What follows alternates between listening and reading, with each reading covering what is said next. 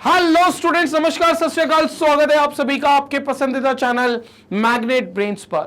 और मैं अभिषेक अग्रवाल, आपका केमिस्ट्री फैकल्टी, हाजिर हूं लेकर एक और अमेजिंग, एक और एक्साइटिंग, एक और धमाकेदार, एक और धांसू सेशन फिनॉल्स का, जो कि अल्कोहल, फिनॉल एंड ईथर के चैप्टर का है। और उस फिनॉल में हम अब डिस्कस कर रहे हैं केमिकल प्रॉपर्टीज का पार्ट 2। यानी कि ऑलरेडी हमने पार्ट 1 में केमिकल प्रॉपर्टीज का जिक्र कर लिया था पिछले वीडियो में, और उस पार्ट में खास तौर से हमने वो रिएक्शंस देखी थी जो फिनॉल की इलेक्ट्रोफिलिक सब्स्टिट्यूशन मैकेनिज्म के अंतर्गत आती हैं। यानी कि वो रिएक्शंस जो इलेक्ट्रोफिलिक सब्स्टिट्यूशन रिएक्शन मैकेनिज्म को ओबे करती है, इलेक्ट्रोफिलिक सब्स्टिट्यूशन मैकेनिज्म रिएक्शंस को फॉलो करती है, उन केमिकल रिएक्शन का जिक्र हमने पार्ट 1 में कर लिया था। अब इस वीडियो में हम लोग पार्ट 2 का जिक्र करेंगे, जो कि आपके पसंदीदा चैनल मैग्नेट ब्रेन्स पर हो रहा है। और बाकी मैग्नेट ब्रेन्स के बारे में आपको पता ही है भाई कि पूरा सिलेबस आपको फ्री ऑफ कॉस्ट मिलता है। कोई सब्सक्रिप्शन नहीं है, कोई पैकेज नहीं है, कोई कूपन नहीं है जिसको आपको लगाना है, कोई कोड नहीं है जिसको आपको लगाकर डिस्काउंट लेना है। 100% एजुकेशन आपको मैग्नेट ब्रेन्स पर फ्री ऑफ कॉस्ट मिलती है। तो उसी किताब का बिल्कुल एक और पन्ना हम जोड़ रहे हैं, फिनॉल केमिकल प्रॉपर्टीज पार्ट 2 को, जो इस वीडियो में हम डिस्कस करना चाहते हैं। तो भैया, फिनॉल की इलेक्ट्रोफिलिक सब्स्टिट्यूशन रिएक्शन के अलावा भी बहुत सारी रिएक्शंस होती हैं।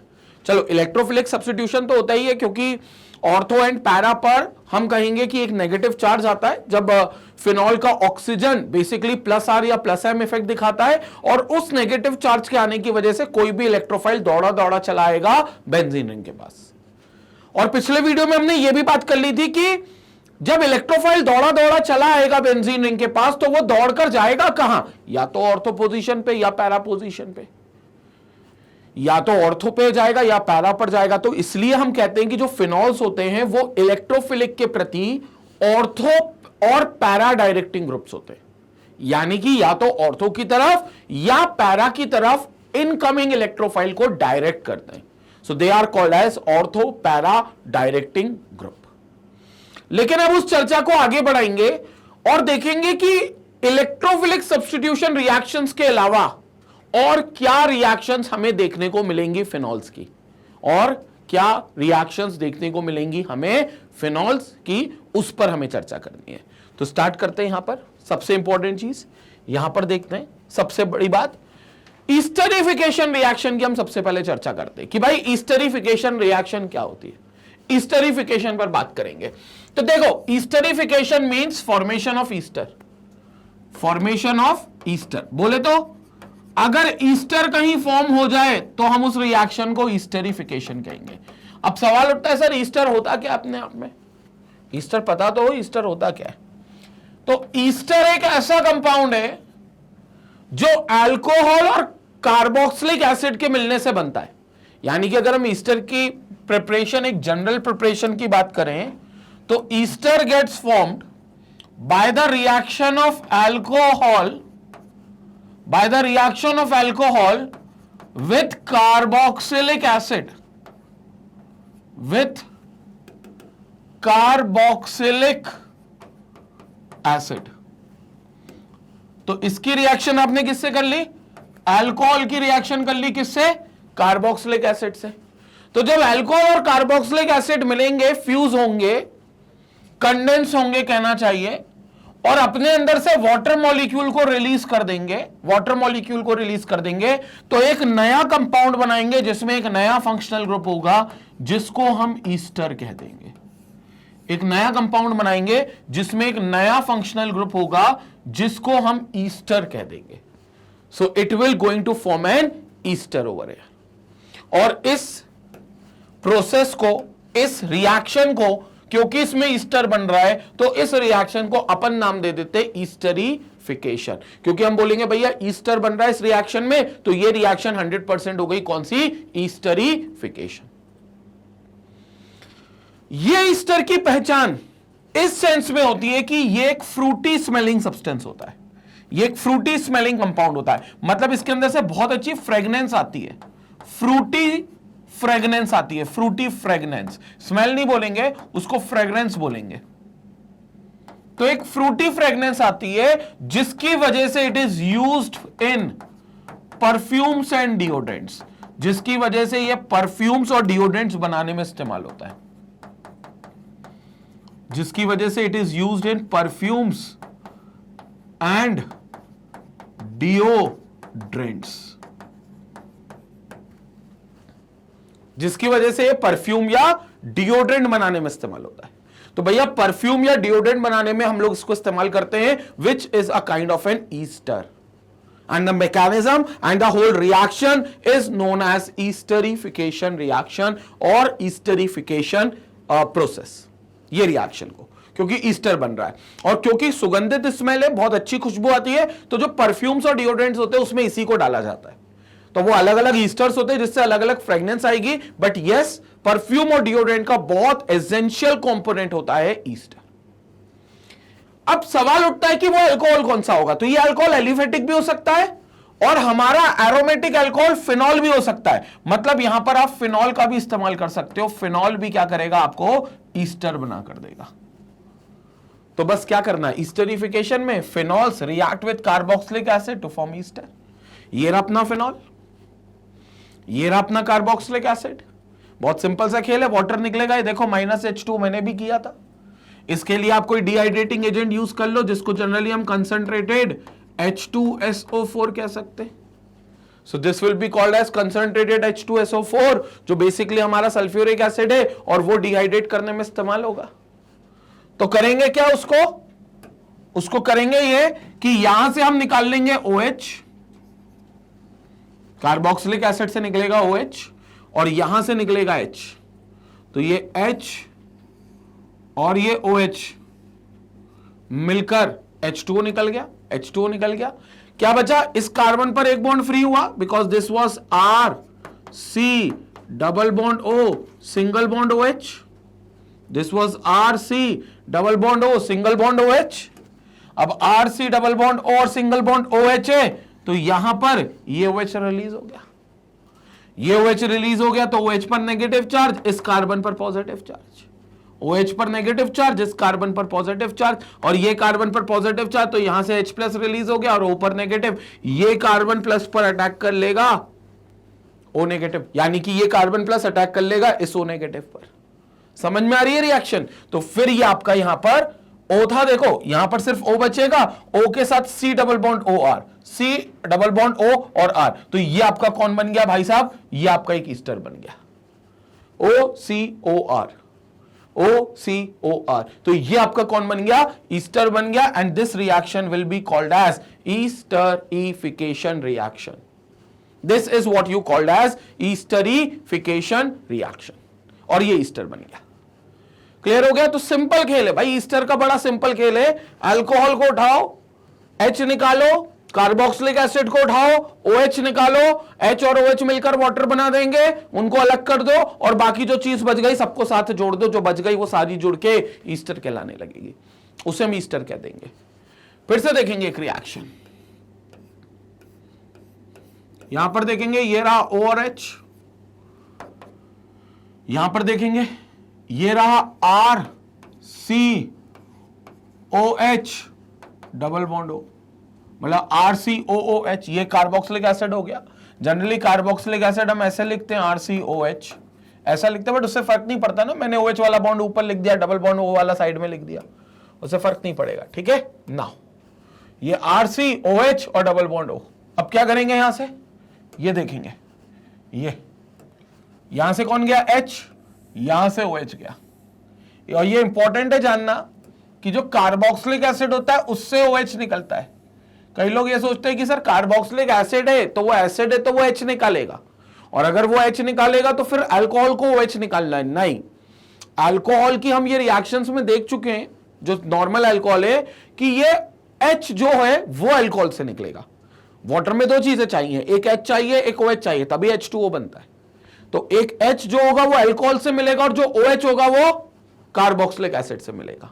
अब तुम बोलोगे सर कार्बोक्सिलिक एसिड है तो वो OH कैसे रिलीज कर रहा है? क्योंकि वो एक और स्ट्रॉन्गर एसिड के प्रेजेंस में खुद को बेस की तरह रिएक्ट करवाएगा। यानी कि यहां पर अपन मान लेते हैं ये कंसंट्रेटेड H2SO4 है जो डिहाइड्रेटिंग एजेंट का काम भी करेगा और इस एसिड से बेस का काम करवाएगा। बेस का काम मतलब इससे OH रिलीज करवाएगा।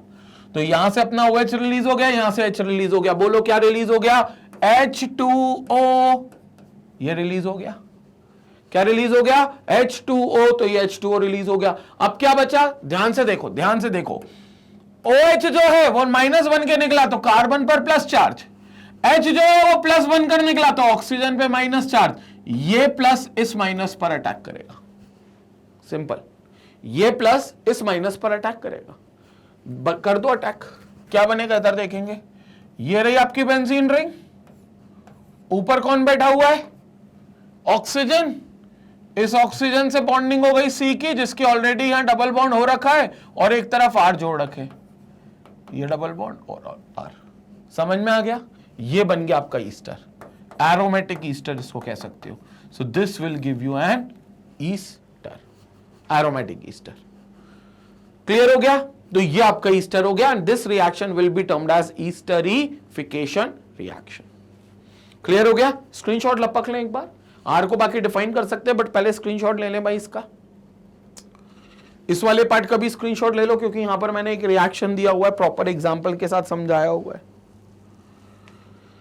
ओके, तो क्लियर हो गया यहां पर ये कंसेप्ट पूरी तरीके से कि how the esterification will going to occur, और कैसे ईस्टर का फॉर्मेशन होगा। नाउ इसमें कुछ और बातें कर लेते हैं, इस रिएक्शन को कुछ और मैनिपुलेट किया जा सकता है।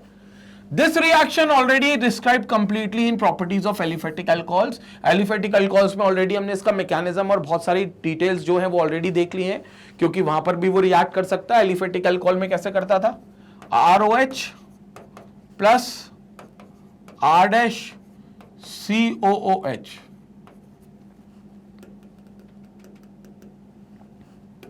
ROH प्लस R'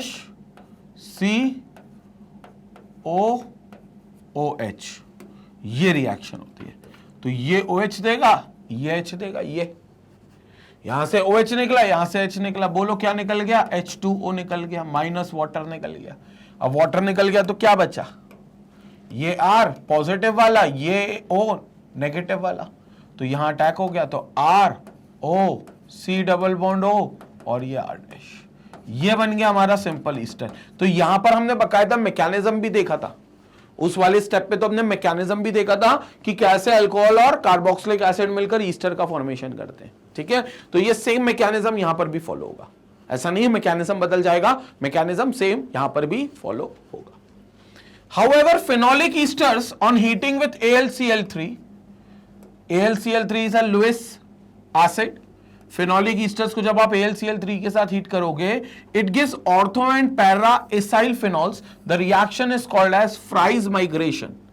इस रिएक्शन को फ्राइज माइग्रेशन कह देंगे या फ्राइज रीअरेंजमेंट कह देंगे, कि जब हमारे पास फिनॉल ईस्टर्स, मतलब फिनॉल वाला एरोमेटिक ईस्टर होगा, तो उसको AlCl3 के साथ हीट करेंगे। बोले तो उसको एल्यूमिनियम क्लोराइड के साथ हीट करेंगे, और जब एल्यूमिनियम क्लोराइड के साथ हीट करेंगे तो यहां से जो H है वो यहां आ जाएगा, और जो C डबल बॉन्ड OR है वो यहां आ जाएगा। जो H है वो यहां आ जाएगा, और जो C डबल बॉन्ड OR है वो यहां आ जाएगा। तो ये हो जाएगा फिनॉल प्रॉपर OH, और इसके साथ लग जाएगा ये C डबल बॉन्ड OR इस जगह पर आएगा। H यहां गया, C डबल बॉन्ड OR यहां गया, H यहां गया, C डबल बॉन्ड OR यहां गया, तो ये बन जाएगा C डबल बॉन्ड O और R। ये बन गया benzene ring with OH, C double bond O और R, C double bond O और R। This is called as ortho acyl phenols.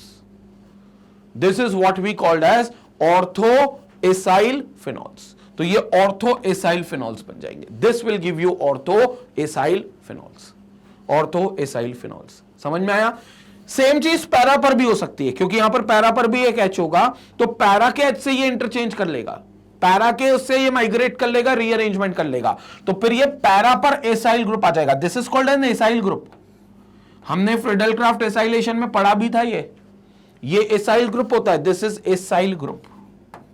अगर 2 कार्बन है तो फिर ये एसिटाइल हो जाएगा, बट फिलहाल ये एसाइल है क्योंकि इसमें R अभी डिफाइन नहीं है।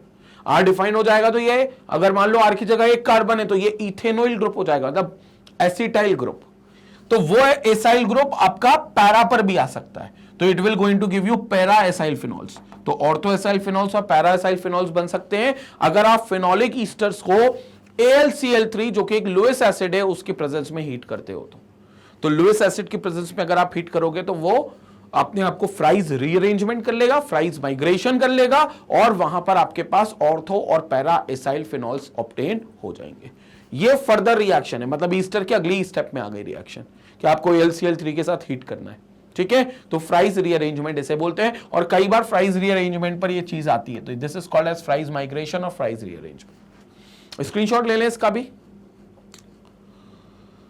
क्लियर हो गया?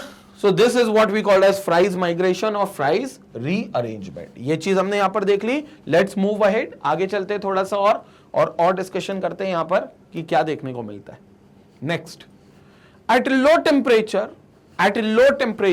That is below 100 degree Celsius, para isomer is major product, while at high temperature ortho isomer is major product। अगर लो टेम्परेचर हुआ यानी कि 100 डिग्री से कम की कहानी हुई तो जो पैरा वाला होगा वो आपका मेजर होगा, तो पैरा आइसोमर मेजर होगा।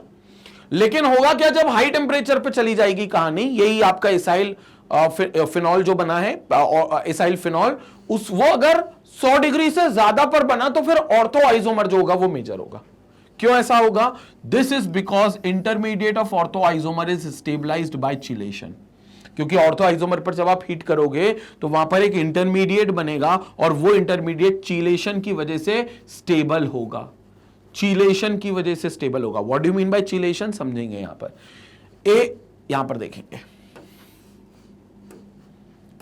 आपने क्या करा, आपके पास पहले ईस्टर था, उसको आपने पहले नॉर्मली हीट करा। ईस्टर क्या था? OC डबल बॉन्ड O और R, फिनॉल ईस्टर था। इसको आपने सिंपली हीट कर दिया और 100 डिग्री तक रखा। तो 100 डिग्री तक रखा तो कुछ नहीं होगा, यहां पर क्या होगा, पैरा आइसोमर बनेगा और पैरा आइसोमर में यहां जो H होगा ये रिप्लेस हो जाएगा और इसके साथ बन जाएगा, ठीक है। लेकिन अगर 100 डिग्री से ज्यादा हीट करा, मतलब आपने temperature more than 100 degree Celsius दिया in the presence of AlCl3, aluminium chloride के प्रेजेंस में, तो 100 डिग्री से ज्यादा जैसे ही आपने टेम्परेचर दिया in the presence of aluminium chloride AlCl3, तो यहां से क्या होगा, ये वाला ग्रुप ऑर्थो पर आएगा और इंटरमीडिएट कैसे बनेगा, जैसे देखो AlCl3 है, ठीक है। तो पहले क्या होगा, ये ग्रुप हट जाएगा, ये ग्रुप चला जाएगा और इसके साथ एक Cl चला जाएगा, सिर्फ AlCl2 बचेगा, वो AlCl2 यहां लग जाएगा, मतलब एक इंटरमीडिएट बनेगा। रिएक्शन में देखें, पहले रिएक्शन में देखेंगे, यहां पहले ये ग्रुप है, यहां से ये रिप्लेस हुआ ऑर्थो वाला, तो H यहां चला गया, तो कायदे में होना क्या चाहिए देखेंगे, OH यहां बन गया और C double bond O R यहां बन जाएगा। लेकिन इस दौरान होगा क्या, ये सब AlCl3 के बीच साथ में होगा, मतलब बीच में आपका ये जो H है, ये जो H है जो यहां से निकला है, ये जो H है जो यहां से निकलेगा वो इस AlCl3 में से एक Cl के साथ रिएक्ट करेगा इंटरमीडिएट में, और एक Cl के साथ रिएक्ट करेगा तो एक HCl बना लेगा बीच में, इसको बना देगा AlCl2 और वो यहां से निकलेगा O और AlCl2 यहां पर बॉन्ड कर जाएगा। ये H चला गया, इस H की जगह कौन आ गया, O के साथ जो ग्रुप था, O के साथ ग्रुप कौन सा था, C डबल बॉन्ड OR, ये आ गया और ये AlCl2 बन गया। This will going to give you an intermediate, ये आपका इंटरमीडिएट होगा, this will be your intermediate. अब इस इंटरमीडिएट में आप देखोगे तो आपको चिलेशन दिखेगा, वो ये कहना चाह रहे हैं। What do you mean by chelation? अंदर ही अंदर एक रिंग बनेगी, अंदर ही अंदर एक साइकिल बनेगी, क्योंकि aluminium electron deficient, it's a lowest acid, और ऑक्सीजन के पास लोन पेयर ऑफ इलेक्ट्रॉन्स है, तो यहां का एल्यूमिनियम और ये लोन पेयर आपस में रिएक्ट कर जाएंगे। ये जो एल्यूमिनियम है और ये जो लोन ऑक्सीजन है ये आपस में बॉन्ड कर जाएंगे और अंदर ही अंदर आपको एक रिंग मिलेगी, एक साइकिल मिलेगी जो चिलेशन लेकर आएगी। तो this is called as chelating effect, या आप इसको कह सकते हो कि यहां पर आपको एक चिलेशन देखने को मिल रहा है, या यहां पर आप कह सकते हो कि यहां पर आपको चिलेशन देखने को मिल रहा है, चिलेशन। तो ये आपका चिलेशन हो गया, और ये जो चिलेशन आपको देखने को मिलेगा, this is what we are having as chelating effect, जो मॉलिक्यूल्स को स्टेबल करता है। तो ये इंटरमीडिएट स्टेबल होगा और फिर आगे चलकर ये H इसको वापस मिल जाएगा, मतलब इसको वापस मिल जाएगा, Cl इसको वापस मिल जाएगा, आगे चलकर ये वापस से वही स्ट्रक्चर बना लेंगे जो अपन ने देखा था। तो आगे चलकर ये वापस से वही स्ट्रक्चर बना लेंगे जो अपन ने पढ़ा है। फाइनल स्ट्रक्चर ये रही बेंजीन रिंग, ऊपर O को वापस से H मिल गया, AlCl3 अलग हो गया और ये C डबल बॉन्ड O और R बन गया, प्लस AlCl3 आपका अलग हो गया। समझ में आया? तो बीच में ये इंटरमीडिएट होगा, बस this will B an intermediate, और इस इंटरमीडिएट को हम कहेंगे कि भैया ये चीलेशन दिखा रहा है क्योंकि यहां एक क्लोज्ड रिंग बन रही है। OAlCl2 और एल्यूमिनियम के पास जो इलेक्ट्रॉन की कमी है वो ऑक्सीजन से पूरी करेगा, क्योंकि एल्यूमिनियम इज बेसिकली Al, यहां पर एक लुईस एसिड है। एल्यूमिनियम AlCl3 एक लुईस एसिड है क्योंकि एल्यूमिनियम के पास कितने आउटर मोस्ट शेल में 3 इलेक्ट्रॉन है और बाकी 3 उसने क्लोरीन से शेयर कर लिए, तो AlCl3 बन गया। बाकी 3 उसने क्लोरीन से शेयर कर लिए तो AlCl3 बन गया, ये AlCl3 बन गया। लेकिन अब इसके पास टोटल 6 इलेक्ट्रॉन हुए, हालांकि अभी भी ऑक्टेट रूल का पालन नहीं कर रहा, yet it is stable because it's an exception. Octet rule को फॉलो नहीं कर रहा बट अभी भी स्टेबल है बिकॉज इट्स एन एक्सेप्शन। लेकिन 2 इलेक्ट्रॉन अभी भी ऐड कर सकता है, अगर इसको 2 इलेक्ट्रॉन कहीं से मिल जाए तो बड़े आसानी से उनको गेन कर सकता है। तो ये लुईस एसिड हो गया, तो वो क्या करेगा, ऑक्सीजन से बॉन्ड बनाने की कोशिश करेगा, क्योंकि इस ऑक्सीजन के पास 2 लोन पेयर होंगे, इस ऑक्सीजन के पास 2 लोन पेयर होंगे। यहां ये जो ऑक्सीजन दिख रहा है ना, ये इसके पास 2 लोन पेयर होंगे, जिससे वो इस एल्यूमिनियम को अट्रैक्ट करेगा, और जब अट्रैक्ट करेगा तो अंदर ही अंदर एक क्लोज्ड रिंग बन जाएगी, अंदर ही अंदर एक क्लोज्ड रिंग बन जाएगी जिसको हम चीलेशन कह देंगे। This is what we call as chelation, और ये आपका स्ट्रक्चर बनेगा। फिर तो ये चीलेशन होगा और ये स्ट्रक्चर बनेगा AlCl3 के साथ। कंसेप्ट संपट पड़ा, पूरी चीज क्लियर हो गई ये वाली चीज। तो ये आपका मॉलिक्यूल होगा, ये स्ट्रक्चर होगा, ठीक है। तो इसलिए कहा गया है कि 100 डिग्री से कम पर तो पैरा बनेगा, लेकिन 100 डिग्री से ज्यादा अगर हीट करोगे AlCl3 के साथ तो आपका ऑर्थो वाला डोमिनेटिंग होगा, क्योंकि ऑर्थो वाला चीलेशन ले आएगा। तब तक क्लियर हो गया? स्क्रीनशॉट ले लेंगे, इसके बाद हम लोग आगे बात करेंगे। तो ये केमिकल प्रॉपर्टीज है फिनॉल की, भाई ये अलग प्रॉपर्टीज है, मतलब ये प्रॉपर्टीज जो है वो न्यूक्लियोफिलिक इलेक्ट्रोफिलिक सब्स्टिट्यूशन के अलग चलती हैं। यहां पर कहीं भी हम इलेक्ट्रोफिलिक सब्स्टिट्यूशन होता हुआ नहीं देख रहे हैं, लेकिन अलग अलग टाइप के रिएक्शंस में अलग अलग चीजें यहां पर देखने को मिल रही हैं। Now even phenols can form ethers as well.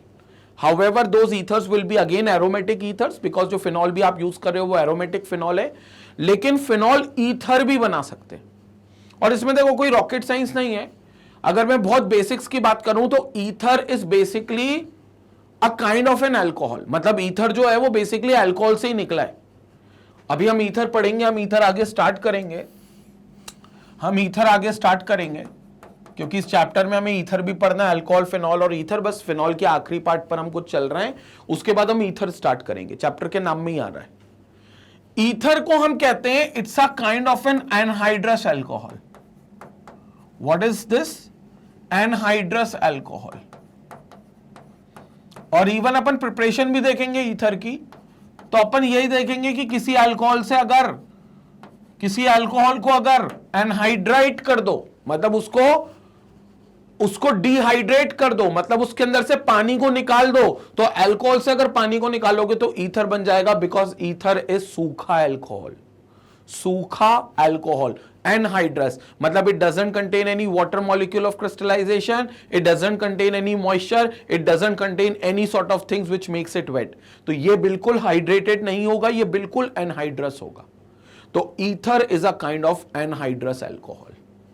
और जब हम ईथर स्टार्ट करेंगे तो पहली प्रिपरेशन मेथड हम अल्कोहल से ही देखेंगे कि अल्कोहल से ईथर कैसे बनाते हैं। तो बड़ा सिंपल है, सुखा दो अल्कोहल को, क्योंकि सूखा अल्कोहल ईथर है, तो अल्कोहल को सुखा दो, मतलब अल्कोहल से पानी निकाल दो। तो मान लो मेरे पास एक अल्कोहल का मॉलिक्यूल है ROH, एक अल्कोहल का मॉलिक्यूल है R-OH, तो अपन इसको सुखा देते, मतलब इसको डिहाइड्रेट कर देते, तो इसमें से वाटर मॉलिक्यूल क्या होगा, निकल जाएगा। वाटर मॉलिक्यूल कैसे निकलेगा? एक अल्कोहल से OH निकाल लो, दूसरे वाले अल्कोहल के मॉलिक्यूल से H निकाल लो। ये 2 अल्कोहल के मॉलिक्यूल थे, ROH, R-OH।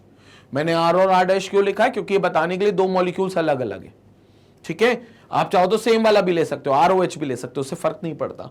तो एक ROH, एक R-O और H, एक मॉलिक्यूल से OH ले लिया, एक मॉलिक्यूल से H ले लिया। बताओ क्या निकल गया? H2O निकल गया, वाटर निकल गया। तो बताओ अब क्या बचा? ROR', ROR', ये कहलाएगा आपका ether. This is what you called as an ether. तो ये आपका ईथर हो जाएगा। So this will going to give you ROR' and this is what you called as an ether. तो अल्कोहल से ईथर बनता है, बल्कि कहना चाहिए ईथर अल्कोहल का ही डेरिवेटिव है, बस वाटर मॉलिक्यूल को निकाल दिया है, बस उसको सुखा दिया है। तो सूखा अल्कोहल जो होगा वो आपका ईथर होगा, ठीक है। हाउएवर हमारे पास अभी जो रिएक्शन है फिनॉल की, उसमें भी हमने अल्कोहल बनाया, बट हमने एनहाइड्राइड करके नहीं, उसको डिहाइड्रेट करके नहीं, बल्कि RX के साथ रिएक्ट करके बनाया, तो भी चलेगा। इसमें क्या होगा, सबसे पहले phenol will get converted into phenoxide ion. सबसे पहले जो फिनॉल होगा वो फिनॉक्साइड आयन में भाई कन्वर्ट होगा, और ये आपको पता है ये NaOH के साथ होता है। ये जो फिनॉल है ये ONA में कन्वर्ट हो गया, this is called as sodium phenoxide, और सोडियम फिनॉक्साइड को रिएक्ट कराया फिर RX के साथ, ठीक है। रिएक्शन देख लो, पहले रिएक्शन देख लो, फिर अपन आगे चर्चा करते हैं। नई स्लाइड लेते हैं, सोडियम फिनॉक्साइड पहले बनाएंगे। तो भैया अपने पास कौन है, फिनॉल है, ये रहा अपना फिनॉल, बेंजीन रिंग के साथ OH लगा हुआ है, और अपने साथ कौन है, यहां पर कोई बेस है, कोई अल्कली है, which is basically NaOH। React करें, क्या होगा, ये H जाएगा OH के साथ, ये जो H है ये जाएगा OH के साथ। बोलो क्या बन गया भाई, H2O वाटर बन गया। क्या बन गया, H2O वाटर बन गया, और ये NaO के साथ लग जाएगा तो it will give you sodium phenoxide. It will give you sodium phenoxide. तो ये आपका सोडियम फिनॉक्साइड बन गया, जो बेसिकली फिनॉक्साइड आयन बनकर रहेगा वाटर के अंदर। तो ये ONA, this is called as sodium phenoxide. This is what you called as sodium phenoxide. तो भैया ये फिनॉक्साइड आयन बन जाएगा, सोडियम फिनॉक्साइड। अब क्या करें, इस सोडियम फिनॉक्साइड को उठाएं, अब क्या करें, इस सोडियम फिनॉक्साइड को उठाएं, ये ONA, और इसकी रिएक्शन करा दें RX के साथ। RX कौन है भाई, हेलो एल्केन, ये पढ़ा अपन ने पिछले चैप्टर में। RX मतलब एल्काइल हैलाइड, यानी कि एक किस्म का कौन, हेलो एल्केन। तो ये हेलो एल्केन हो गया, और यहां पर क्या होगा, कुछ खास नहीं, X जाएगा नेगेटिव, R जाएगा पॉजिटिव, ONA में O नेगेटिव Na पॉजिटिव, तो भैया Na पॉजिटिव X नेगेटिव को ले जाएगा और NaX का एक बाय प्रोडक्ट बना लेगा। Na पॉजिटिव X नेगेटिव के साथ जाएगा और NaX का एक बाय प्रोडक्ट बना लेगा, तो NaX बन जाएगा। प्लस ये R पर पॉजिटिव है तो it will going to attack on O negative. ये जो R प्लस है ये अटैक करेगा O नेगेटिव पर, तो क्या बन जाएगा, बेंजीन रिंग। बेंजीन रिंग के साथ O जो नेगेटिव था वो अटैक कर लेगा R के साथ। अब ये बन गया आपका phenolic ether. This will give you what, phenolic ether. तो ये आपका फिनोलिक ईथर बन जाएगा। This is what you called as phenolic ether, और ये आपका फिनोलिक ईथर ऑब्टेन्ड होगा। संपट पड़ी बात, ये एरोमेटिक ईथर है। अब क्योंकि एरोमेटिक अल्कोहल से बना है इसलिए ये एरोमेटिक ईथर है। स्क्रीनशॉट लेंगे लपक के, फिर अपन आगे चर्चा करेंगे। स्क्रीनशॉट लेंगे। तो यहां पर अपन ने रिएक्शन देख ली। This was the reaction of phenolic ether, formation of phenolic ether, जो फिनॉल से बनता है और फिनॉल से ऑब्टेन्ड होता है, ठीक है। और ईथर की कई रिएक्शंस होती है अलग अलग तरीके से, वो बनता अल्कोहल से ही है, लेकिन यहां पर RX से भी बनाकर हमने देख लिया। और सिंपल अगर दो अल्कोहल के मॉलिक्यूल से वाटर को हम निकाल देते, डिहाइड्रेट कर लेते, तो भी ईथर बन जाता। बट यहां पर हमारा सोडियम फिनॉक्साइड बन गया। क्लियर हो गया। तो सोडियम फिनॉक्साइड से हमारा ईथर बन गया। This ether will be aromatic ether, ठीक है। तो ये ईथर फॉर्मेशन है। इसका भी स्क्रीनशॉट ले लो एक बार, इसका भी ले लो।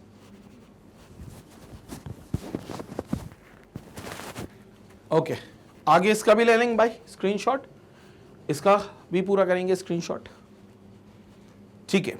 आगे बात करते हैं अब, और आगे चलते हैं। यहां पर केमिकल प्रॉपर्टीज ऑफ फिनॉल में आगे और चर्चा करते हैं दूसरी रिएक्शन की। सिमिलरली, मतलब जैसे पहले रिएक्शन करी थी उसी प्रकार सोडियम और पोटेशियम एल्कोक्साइड, यानी कि सोडियम फिनॉक्साइड और potassium phenoxide on reaction with allyl bromide gives aryl allyl ethers. यहां पर एराइल एलाइल ईथर्स भी बन सकता है। एराइल एलाइल मतलब ईथर में होता क्या है, बेसिकली ईथर में होता क्या है, आपके पास बीच में ऑक्सीजन होता है, बीच में ऑक्सीजन होता है, और ऑक्सीजन के अगल में और बगल में कार्बन की चेन होती है। जनरली हम ROR' कह देते हैं, तो ये ईथर हो जाता है, कार्बन की चेन होती है। लेकिन अगर एक तरफ बेंजीन की चेन हो जाए, अगर एक तरफ बेंजीन की चेन हो जाए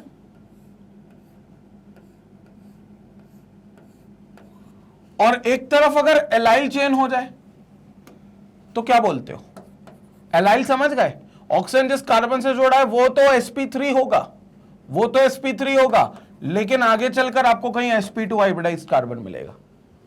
मतलब ऑक्सीजन जिस कार्बन से जोड़ा है उसका हाइब्रिडाइजेशन तो sp3 है, इस कार्बन का हाइब्रिडाइजेशन sp3 है। बोले तो ये चारों सिंगल बॉन्ड बना रहा है, लेकिन उसके बाद जो जिस कार्बन से लगा है वो sp2 है, मतलब वो डबल बॉन्ड बना रहा है। और यहां आपको दिख रहा है डबल बॉन्ड बनाता हुआ, तो वो डबल बॉन्ड बना रहा है, तो वो डबल बॉन्ड बना रहा है, तो sp2 हो गया।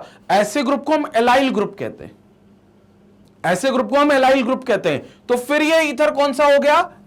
Aryl allyl ether. तो ये क्या हो गया आपका? Aryl allyl ether. ये ग्रुप हो गया एराइल ग्रुप, वो ग्रुप हो गया एलाइल ग्रुप, और बीच में ये, तो आपका एराइल एलाइल ईथर बन जाएगा, aryl allyl ether. This is what we are having. तो ये आपका एराइल एलाइल ईथर बनेगा, लेकिन ये भी आपका सोडियम फिनॉक्साइड के साथ बनेगा, सोडियम फिनॉक्साइड के साथ। तो बेंजीन रिंग ले ली, ONA ले लिया। ये कैसे बना, इसमें तो कोई दो राय नहीं है। फिनॉल ले लिया, फिनॉल को एल्कली के साथ रिएक्ट करवा दिया, बस एल्कलाइन मीडियम में जैसे ही फिनॉल जाएगा तो वो सोडियम फिनॉक्साइड बन जाएगा, ये ONA। अब इसके साथ आपने ले लिया 3-ब्रोमो-प्रोपवनीन, 3-ब्रोमो-प्रोपवनीन। प्रोपवनीन मतलब कार्बन है, ये CH है, ये CH2 है, बल्कि ये भी CH कहना चाहिए, ये CH2 है, ये CH है, डबल बॉन्ड CH2 है, ये प्रोपवनीन, दिस इज प्रोपवनीन। और इसके थर्ड कार्बन पे ब्रोमीन है, तो ये Br हो गया। इसके थर्ड कार्बन पे ब्रोमीन है। थर्ड पर क्यों आ गया? क्योंकि ये नंबरिंग यहां से शुरू करेगा, ये फर्स्ट कार्बन, ये फर्स्ट कार्बन, ये सेकेंड और ये थर्ड, तो 1 2 3, तो थर्ड पर ये ब्रोमीन आ गया। ठीक है, तो थर्ड पर ये आपका ब्रोमीन आ गया। ये हो गया आपका Na, सोडियम। क्या करेंगे? यहां से Na निकलेगा, यहां से Br निकलेगा, ये NaBr निकल गया। This is what you are having as NaBr, ये आपका निकल गया। अब क्या बचा? O पर नेगेटिव, Br गया तो ये कार्बन पॉजिटिव, ये कार्बन को अटैक करवा दो O माइनस से, तो रिएक्शन देखेंगे क्या होगी, रिएक्शन देखेंगे क्या होगी। तो यहां से आपका NaBr चला गया, माइनस NaBr। अब बचा क्या? Benzene ring, benzene ring, benzene ring के साथ O, ऊपर ऑक्सीजन, तो ये O के साथ ये CH2 CH double bond CH2, CH2 single bond CH double bond CH2। Clear हो गया? ये आपका ईथर बन गया। अब ये ईथर में आप देखोगे ये आपका एल्काइल ग्रुप है, सॉरी ये आपका एराइल ग्रुप है, ये एराइल ग्रुप है, और ये आपका एलाइल ग्रुप है, ये आपका एलाइल ग्रुप है। तो ये आपका एलाइल, ये वाला आपका एराइल ग्रुप, एराइल ग्रुप, और ये आपका ऑक्सीजन बीच में मतलब ईथर। तो इसका नाम क्या हो गया? इसका नाम हो गया एराइल एलाइल ईथर। वैसे तो IUPAC नेमिंग करेंगे, लेकिन एराइल एलाइल ईथर इसका नाम हो जाएगा, एराइल एलाइल ईथर। तो ये आपका एराइल एलाइल ईथर बन गया, और यही वो ही बन गया जो मैंने ऊपर बनाया, ये वाला सेम ही है, सेम ही है। ठीक है, जो मैंने एग्जांपल दिया था आपको एराइल एलाइल ईथर का, वो ही यहां पर बन गया है। तो यहां पर आपको कैसे बना? 3-ब्रोमो-प्रोपवनीन से रिएक्शन कर दो सोडियम फिनॉक्साइड के, तो बनेगा दिस इज 3-ब्रोमो-प्रोपवनीन, 3-ब्रोमो-प्रोपवनीन। तो अपन ने ये 3-ब्रोमो-प्रोपवनीन से रिएक्शन कर दी सोडियम फिनॉक्साइड की, तो ब्रोमीन चला गया Na के साथ, क्योंकि Br पे माइनस, Na पर प्लस, ये प्लस और माइनस NaBr बना देगा, O पर माइनस, O माइनस जो होगा वो इससे रिएक्ट कर गया कार्बन प्लस से। तो यहां पर आपका पूरा एलाइल ग्रुप जो हो गया वो O माइनस के साथ आ गया। तो एक तरफ एलाइल ग्रुप O के, और एक O के दूसरी तरफ एराइल ग्रुप, तो एराइल एलाइल ईथर। क्लियर हो गई रिएक्शन? स्क्रीनशॉट लेंगे इसका। तो यहां पर ये कंप्लीट रिएक्शन देखने को मिलती है which is considered as chemical properties of phenol में, क्योंकि हम ईथर जो बना सकते हैं वो सब्स्टिट्यूटेड ईथर भी बन सकता है, यानी कि एराइल पार्ट एक तरफ, एलाइल पार्ट एक तरफ, ऐसा ईथर भी आप बना सकते हो। पहले हमने सिंपल ईथर देखा था, ये सिंपल ईथर था, ये नॉर्मल ईथर था, फिनॉलिक ईथर, लेकिन यहां पर आपका एराइल एलाइल ईथर भी बन सकता है। ठीक है, रिएक्शन क्लियर हो गई। आगे चलते हैं इस पर। नाउ इसी पर फर्दर चीजें और हैं कि आप वो एराइल पार्ट जो होता है या जो एलाइल पार्ट होता है कहना चाहिए, वो अलग अलग पोजीशंस पे भी आ सकता है। Now these aryl allyl ethers when heated to 200 degree Celsius shows Claisen rearrangement. यहां पर आपकी क्लेजन रीअरेंजमेंट होगी, तो they shows Claisen rearrangement. So when heated to 200 degrees Celsius, they show Claisen rearrangement, which involves migration of allyl group from ethereal oxygen to ring carbon at ortho position and to para position. Clear हो गया? मतलब जो ethereal oxygen है, basically ethereal oxygen, ethereal oxygen मतलब ether का main oxygen, वहां से हम निकाल देंगे एलाइल पार्ट को और अपने एलाइल पार्ट को ऑर्थो पे ले जाएंगे, और अगर ऑर्थो ब्लॉक्ड होगा तो फिर पैरा पे ले जाएंगे। पहले फुर्सत में तो वो रीअरेंज होकर अपने आप को ऑर्थो पे ले जाएगा, लेकिन मान लो ऑर्थो पे पहले से कोई सब्स्टिट्यूशन है, पहले से कोई ग्रुप मौजूद है, तो फिर वो ऑर्थो की जगह पैरा पे चला जाएगा। इस रीअरेंजमेंट को हम क्लेजन रीअरेंजमेंट कह देंगे। ये इंपॉर्टेंट है, ये वर्ड इंपॉर्टेंट है, क्लेजन रीअरेंजमेंट।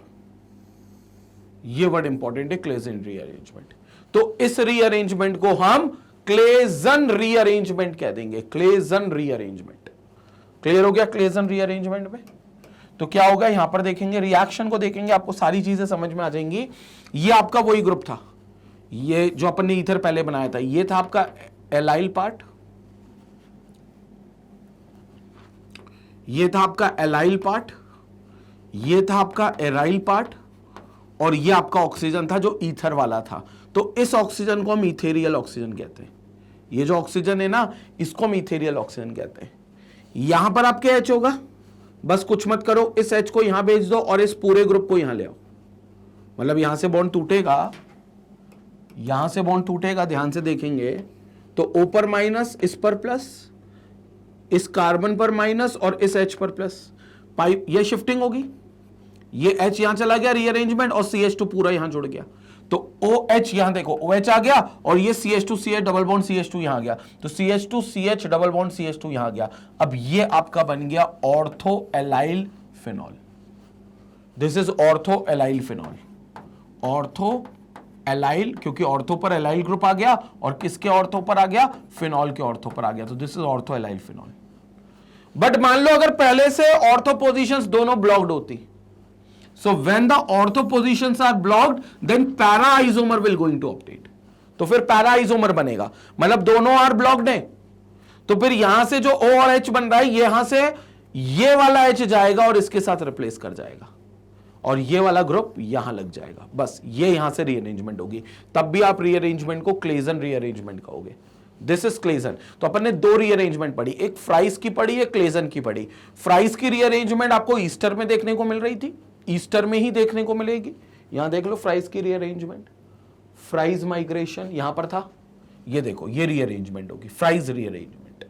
ठीक है, यहां पर आपने किया था, ये तो चिलेशन वाला था, ये देखो फ्राइज माइग्रेशन, ये ईस्टर में था, और क्लेजन ईथर में है। तो ये बात याद रखना, फ्राइज रीअरेंजमेंट हम फिनॉलिक ईस्टर में देखने को मिला था, जबकि क्लेजन रीअरेंजमेंट हमें फिनॉलिक ईथर में देखने को मिलेगा, इस ईथर वाले ग्रुप में देखने को मिलेगा। तो ये पोजीशंस बदल जाएंगी और पैरा वाला इंटरचेंज हो जाएगा। तो पैरा वाला यहां पर क्यों हुआ, क्योंकि आर ये ऑर्थो पर जो थे वो ऑर्थो पोजीशन को ब्लॉक कर रहे थे, तो यहां पर आर आर आ गया OH, और ये आपका CH2CH double bond CH2।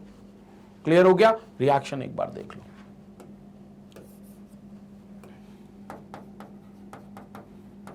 Reaction एक बार देख लो। पहले आपके पास फिनॉल, सबसे पहले आपके पास फिनॉल,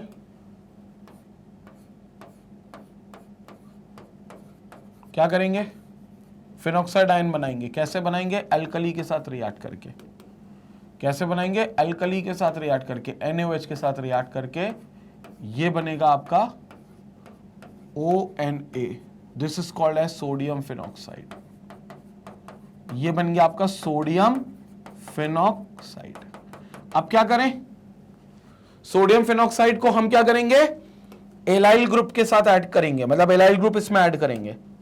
और एलाइल ग्रुप कैसे ऐड होगा देखेंगे, अपन ले लेंगे Br CH2 CH double bond CH2, 3 bromo 1 propene, 3 bromo प्रोपवनीन कह लो, 3 ब्रोमो प्रोपवनीन। तो Br CH2 CH double bond CH2। क्या करना है, यहां से ये बॉन्ड तोड़ना, ब्रोमीन पर नेगेटिव, कार्बन पर पॉजिटिव, ये बॉन्ड तोड़ना, ऑक्सीजन पर नेगेटिव, Na पर पॉजिटिव, Na पॉजिटिव Br के साथ जाएगा, क्या बना लेगा, NaBr। बाकी क्या बन गया, ये बन गया आपके पास, ये इधर हो गया O, और O के साथ CH2 single bond CH double bond CH2। This is allyl aryl ether, aryl allyl ether बन गया। अब इसके बाद क्या करना, यहां से फ्राइज रीअरेंजमेंट होगा, सॉरी क्लेजन रीअरेंजमेंट होगा। कब होगा, जब 200 डिग्री सेल्सियस पर आप हीट करोगे। तो 200 डिग्री सेल्सियस पर जब आप इसको हीट करना चालू करोगे तो यहां पर क्या होगा, रीअरेंजमेंट स्टार्ट हो जाएगा। कैसा रीअरेंजमेंट, कैसा रीअरेंजमेंट, यहां पर जो H है वो यहां चला जाएगा और ये वाला ग्रुप यहां चला जाएगा। तो ये हो गई आपकी बेंजीन रिंग, ये हो गई आपकी बेंजीन रिंग, यहां पर चला गया O के साथ H, और ये O के साथ जो एलाइल ग्रुप था वो यहां आ गया, तो ये हो गया CH2 CH double bond CH2। तो ये आपका एक और कंपाउंड बन गया जो कि एलाइल फिनॉल बन गया। तो ये आपका एलाइल फिनॉल बन गया। और अगर ये सब्स्टिट्यूटेड होता ऑर्थो तो फिर आप वो पैरा से करते, ये आप पैरा से करते, क्योंकि देखो जब ये बॉन्ड टूटकर जाएगा तो ये जाएगा इलेक्ट्रोफाइल बनकर। यहां पर समझें कि ऑर्थो और पैरा पर ही ऑप्शन क्यों था, मेटा पर क्यों नहीं गया ये, मतलब हम ये कहना चाहते हैं ये सिर्फ ऑर्थो और पैरा पर ही क्यों गया, ये मेटा पर क्यों नहीं गया। तो बहुत सिंपल सी कहानी है, O पर माइनस और C पर प्लस आएगा, ये बन जाएगा इलेक्ट्रोफाइल। ये जो एलाइल ग्रुप है ये आपका इलेक्ट्रोफाइल बनेगा। और इलेक्ट्रोफाइल हमेशा फिनॉल में या तो ऑर्थो पर आता है या पैरा पर आता है, क्योंकि रेजोनेटिंग स्ट्रक्चर्स में अपन देख चुके थे कि जो नेगेटिव चार्ज है, जो प्लस आर या प्लस एम इफेक्ट जब ऑक्सीजन दिखाता है बेंजीन रिंग को, तब जो आता है नेगेटिव चार्ज वो या तो ऑर्थो पर आता है या पैरा पर आता है। याद है ना वो 5 रेजोनेटिंग स्ट्रक्चर्स पिछले पार्ट में, पार्ट 1 में जो बनाए थे, 5 रेजोनेटिंग स्ट्रक्चर्स हमने पिछले पार्ट 1 में बनाए थे। उसमें सेकंड, थर्ड और फोर्थ स्ट्रक्चर में आपको ऑर्थो पे, पैरा पे और फिर ऑर्थो पे रिस्पेक्टिवली नेगेटिव चार्जेस दिखेंगे। तो नेगेटिव जहां आएगा वहीं पर कोई पॉजिटिव आकर अटैक कर सकता है। और पॉजिटिव मतलब इलेक्ट्रोफाइल, इलेक्ट्रॉन डेफिशिएंट, इलेक्ट्रॉन से लव करने वाला, इलेक्ट्रोफाइल आकर अटैक कर सकता है। तो ये इलेक्ट्रोफाइल बनकर अटैक करेंगे। तो ये जब रीअरेंज होंगे तो या तो ऑर्थो पे होंगे, और प्राइमरीली ऑर्थो पे क्यों होंगे, क्योंकि ऑर्थो इनसे पास है, रीअरेंजमेंट बड़ा आसान होगा। लेकिन अगर ऑर्थो ब्लॉक है, कैसे ब्लॉक है, मान लो ये आर ग्रुप आ गई, ये आर ग्रुप आ गए विच ब्लॉक्स दी ऑर्थो पोजीशंस, तो फिर ये मेटा पे नहीं जाएंगे, फिर ये सबसे दूर चले जाएंगे पैरा पे, फिर यहां वाले पर रीअरेंजमेंट होगा। लेकिन रीअरेंजमेंट होगा and this rearrangement is called as Claisen rearrangement. इस रीअरेंजमेंट को हम क्लेजन रीअरेंजमेंट कहेंगे, जो ईस्टर में हो रहा है। अगर जो ईथर में हो रहा है, माय मिस्टेक, जो ईथर में हो रहा है, अगर ये ईस्टर में होता है तो फ्राइज रीअरेंजमेंट। ठीक है, तो ये बात और लिख देते हैं। फेनोलिक ईथर में आपको देखने को मिलेगा, फेनोलिक ईस्टर की पहले बात कर लेते हैं जो पहले पढ़ा था। फेनोलिक ईस्टर में आपको जो देखने को मिलेगा, फेनोलिक ईस्टर में आपको देखने को मिलेगा फ्राइज रीअरेंजमेंट। फ्राइज रीअरेंजमेंट, ये बात ध्यान रखना क्योंकि इंपॉर्टेंट है ये चीज। और फेनोलिक ईथर में आपको देखने को मिलेगा क्लेजन रीअरेंजमेंट। है दोनों चीजें एक ही, लेकिन फेनोलिक ईथर में आपको देखने को मिलेगा क्लेजन रीअरेंजमेंट।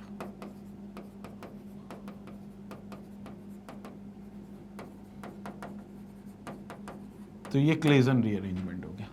तो एक हो गया फ्राइज रीअरेंजमेंट, एक हो गया क्लेजन रीअरेंजमेंट। इंपॉर्टेंट चीजें ये ऊपर स्टार बनाकर लिख लो तो और बेहतर है।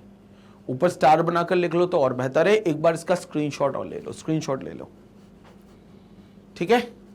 इस वाली रिएक्शन का भी ले लो, यहां पर जो अपन ने ऑलरेडी पहले रिएक्शन देख ली है, ये जो रीअरेंजमेंट अपन ने समझा। और याद रखना 200 डिग्री सेल्सियस तक हीट करना है, भूलना नहीं, सिर्फ हीट करना है, कोई कैटलिस्ट कोई रिएजेंट बीच में नहीं रखेंगे, सिर्फ सिंपल हीट करेंगे 200 डिग्री तक, तो आपको क्लेजन रीअरेंजमेंट होता हुआ दिखेगा।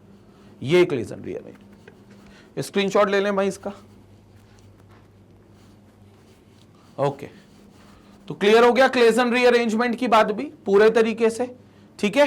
तो यहां पर अपन ने ये चीज देख ली, और ये चीज बड़ी इंपॉर्टेंट है कि फेनोलिक ईस्टर फ्राइज रीअरेंजमेंट देंगे और फेनोलिक ईथर आपका क्लेजन रीअरेंजमेंट करेंगे। रीअरेंजमेंट होगा एक ही तरीके से, प्राइमरीली ऑर्थो पर, लेकिन पैरा पर भी हो सकता है। हाँ, वहां टेम्परेचर का जरूर रोल था क्लेजन में, यहां पर ये याद रखना, यहां पर टेम्परेचर का बहुत इंपॉर्टेंट रोल था। ये लो टेम्परेचर पे 100 डिग्री से कम पे पैरा बनेगा, हाई टेम्परेचर पे चिलेशन हो जाएगा तो फिर ऑर्थो वाला बनेगा। तो हाई टेम्परेचर 100 डिग्री से ऊपर में ऑर्थो और 100 डिग्री से कम में पैरा, तो ये ऑर्थो बना क्योंकि 100 डिग्री से ज्यादा टेम्परेचर था और ये चिलेशन हुआ इसलिए, ठीक है। वहां पर क्या रोल है, वहां पर सिर्फ ब्लॉकिंग का रोल है कि अगर ऑर्थो हर टेम्परेचर पे ऑर्थो भी बनेगा, लेकिन अगर ऑर्थो ब्लॉक हुआ तो फिर पैरा पे बन सकता है, ठीक है ना।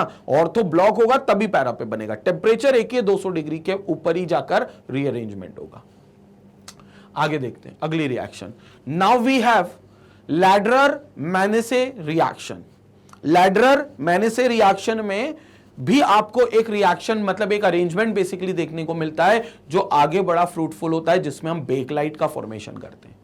बेकलाइट क्या होता है, basically it's a polymer. Bakelite क्या होता है, एक पॉलीमर होता है। आपके घरों में इलेक्ट्रिकल स्विच बोर्ड्स होंगे, सभी देखना आप रूम में, जिसमें आप फैन स्विच ऑन करते हो, tubelight switch on switch off करते हो, वो स्विच बोर्ड देखते हो ना आप, उसमें सारे स्विचेस होते हैं, प्लग होता है, ठीक है ना, सारी चीजें वहां पर आपको दी जाती हैं। मतलब वहां पर बेसिकली प्लग को इनपुट करने का एक वो रहता है सॉकेट, और सारे स्विचेस लगे होते हैं। वो जो स्विचेस का मटेरियल होता है, वो जो स्विच बोर्ड का मटेरियल होता है, वो किससे बना है, वो किससे बनता है, प्लास्टिक से। कई लोग कहते हैं प्लास्टिक से, हाँ वो एक तरीके का है तो प्लास्टिक ही, बट उसको बोलते हैं बेकलाइट। बेकलाइट, और वो जनरली क्या करता है, हाई हीट को रेजिस्ट करता है।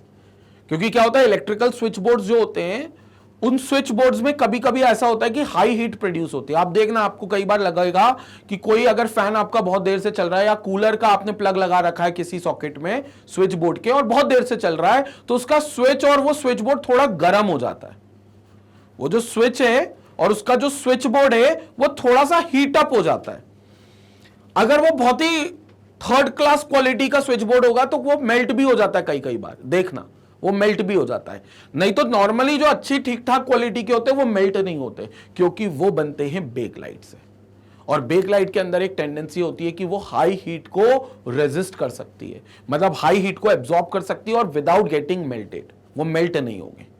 तो इसलिए जो स्विच बोर्ड्स होते हैं, आप अभी जिस रूम में बैठकर लेक्चर देख रहे हो, अगर आप कहीं हो तो वो रूम में आप देखो स्विच बोर्ड्स दिखेगा, वो जो मटेरियल है दैट इज कॉल्ड बेकलाइट। और वो बेकलाइट जो होता है एक पॉलीमर होता है जो इसी रिएक्शन से बन सकता है। कैसे बनेगा, उसका मोनोमर इस रिएक्शन में बनेगा, क्योंकि पॉलीमर क्या होते हैं, मोनोमर से बनते हैं भाई। छोटी छोटी यूनिट्स होती हैं, चिपक जाती हैं, चिपक कर वो बड़ी चेन, बड़ी यूनिट्स बनाते हैं, जिनको हम पॉलीमर कहते हैं। तो वो मोनोमर से ही बनते हैं। क्या होगी रिएक्शन, कैसे होगी, इधर बात करते हैं, पहले इधर समझते हैं इसको। So this is called as Lederer Manasse reaction. अब इसमें होगा क्या, hydroxy methylation with HCHO as the reagent of phenols using formaldehyde in presence of acid or base catalyst is called as Lederer-Manesse reaction। ठीक है, आपने क्या ले लिया, आपने फिनॉल ले लिया, दिस इज फिनॉल, ठीक है। अब इसका हाइड्रोक्सी मिथाइलेशन करोगे, हाइड्रोक्सी मिथाइलेशन करोगे मतलब इसमें हाइड्रोक्सी ग्रुप भी ऐड करोगे और मिथाइल ग्रुप भी ऐड करोगे, मतलब बेसिकली मिथाइल अल्कोहल ऐड करोगे। फिनॉल है ना, इसका हाइड्रोक्सी मिथिलेशन करोगे, हाइड्रोक्सी ग्रुप मतलब OH भी ऐड करोगे, और मिथिलेशन मतलब मिथाइल ग्रुप भी ऐड करोगे। तो इसमें आप OH और CH3, वैसे CH3OH होता तो मिथेनॉल होता, तो CH2OH आप रिएक्ट करोगे, this is called as methylene alcohol. इसको ऐड करोगे फिनॉल के ऊपर। कैसे ऐड करोगे, as the reagent of phenol using formaldehyde, आप इसमें फॉर्मल्डिहाइड ऐड करोगे in the presence of acid, किसी एसिड या बेस एज अ कैटलिस्ट की मदद से। समझ गए? मतलब आपके पास देखो फिनॉल होगा, ये अपना फिनॉल हो गया, ये फिनॉल होगा, और इस फिनॉल में आपको क्या, इस फिनॉल में आपको क्या ऐड करना है? इस फिनॉल में आपको CH2OH ऐड करना है। मिथिलीन अल्कोहल बोल लो या हाइड्रोक्सी मिथाइल बोल लो, हाइड्रोक्सी मिथाइल आप बोल लो। इस पर कार्बन पर अभी एक बॉन्ड फ्री है क्योंकि ये बॉन्ड यहां पर जुड़ेगा, इस बेंजीन रिंग से जुड़ेगा, तो इसको हम कहेंगे भैया हम करा रहे हैं hydroxy methylation. This is called as hydroxy methylation. ये हाइड्रोक्सी मिथिलेशन। अब सवाल उठता है ये होगा कैसे? होगा किसकी मदद से? Hydroxy methylation. ये पूरी रिएक्शन कैरीड कैसे होगी? ये और ये चीज कैरीड कैसे होगी? ये होगा कैसे? तो आपको फॉर्मल्डिहाइड यूज करना है विच इज HCHO, या तो किसी एसिड या किसी बेस के साथ जो एक कैटलिस्ट का काम करेंगे। तो फॉर्मल्डिहाइड को आप ऐड कर दोगे एसिड और बेस के साथ, आपका काम हो जाएगा। ठीक है, तो HCHO यूज करना है और वो फिनॉल के साथ यूज करना पड़ेगा। ठीक है, तब जाकर वो मिथाइलेशन होगा, ये मिथाइल ग्रुप ऐड हो जाएगा। ठीक है, क्योंकि यहीं से HCHO आएगा। देखेंगे रिएक्शन, देखेंगे तब समझ में आएगा। हाँ भाई, ये आ रहा आपका फिनॉल, दिस इज फिनॉल, इसको दे दिया आपने HCHO विच इज 40% एक्वस, मतलब एक्वस सोल्यूशन बनाया फॉर्मल्डिहाइड का जो 40% एक्वस है। 40% एक्वस है बोले तो 100 ml में 60 ml पानी है और 40 ml आपका ये फॉर्मल्डिहाइड है। 40% एक्वस सोल्यूशन है। NaOH ये कैटलिस्ट यूज कर लिया, ये कैटलिस्ट यूज कर लिया, बेस है। ठीक है, तो एसिड या बेस आप कोई भी यूज कर सकते हैं एज अ कैटलिस्ट। अब क्या होगा? कुछ नहीं, यहां पर ये जो कार्बन है ये हाइड्रोजन जो होगा वो निकाल देगा और इनके ऊपर जाकर अटैक कर लेगा, तो ये बन जाएगा आपका CH2OH। CH2OH देखना ये रिएक्शन कैसे हुई, ये देखना बड़ी इंटरेस्टिंग है। CH2OH, और दो ही पोजीशन होगी, या तो ऑर्थो या पैरा। देखते हुए चलेंगे, देखते हुए चलेंगे। हाँ भाई, ये रहा आपके पास फिनॉल,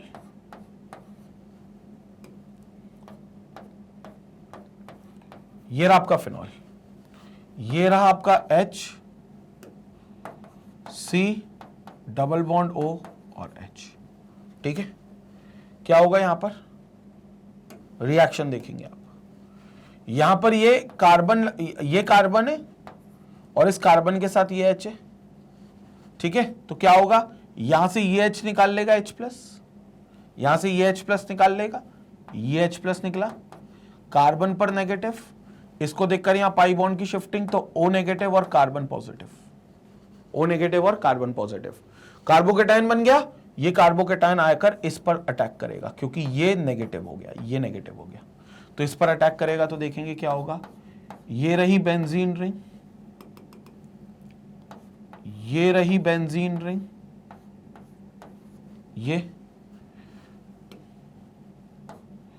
ऊपर OH एज इट इज, ये ऊपर OH एज इट इज, ये C पॉजिटिव यहां अटैक करेगा और ये सिंगल बॉन्ड बनेगा। मतलब ये आपका C जिसके साथ ऑलरेडी दो जगह पर H लगा हुआ है, ये H लगा हुआ है, और यहां एक सिंगल बॉन्ड O होगा with 3 lone pair and a negative charge. 3 lone pair and a negative charge.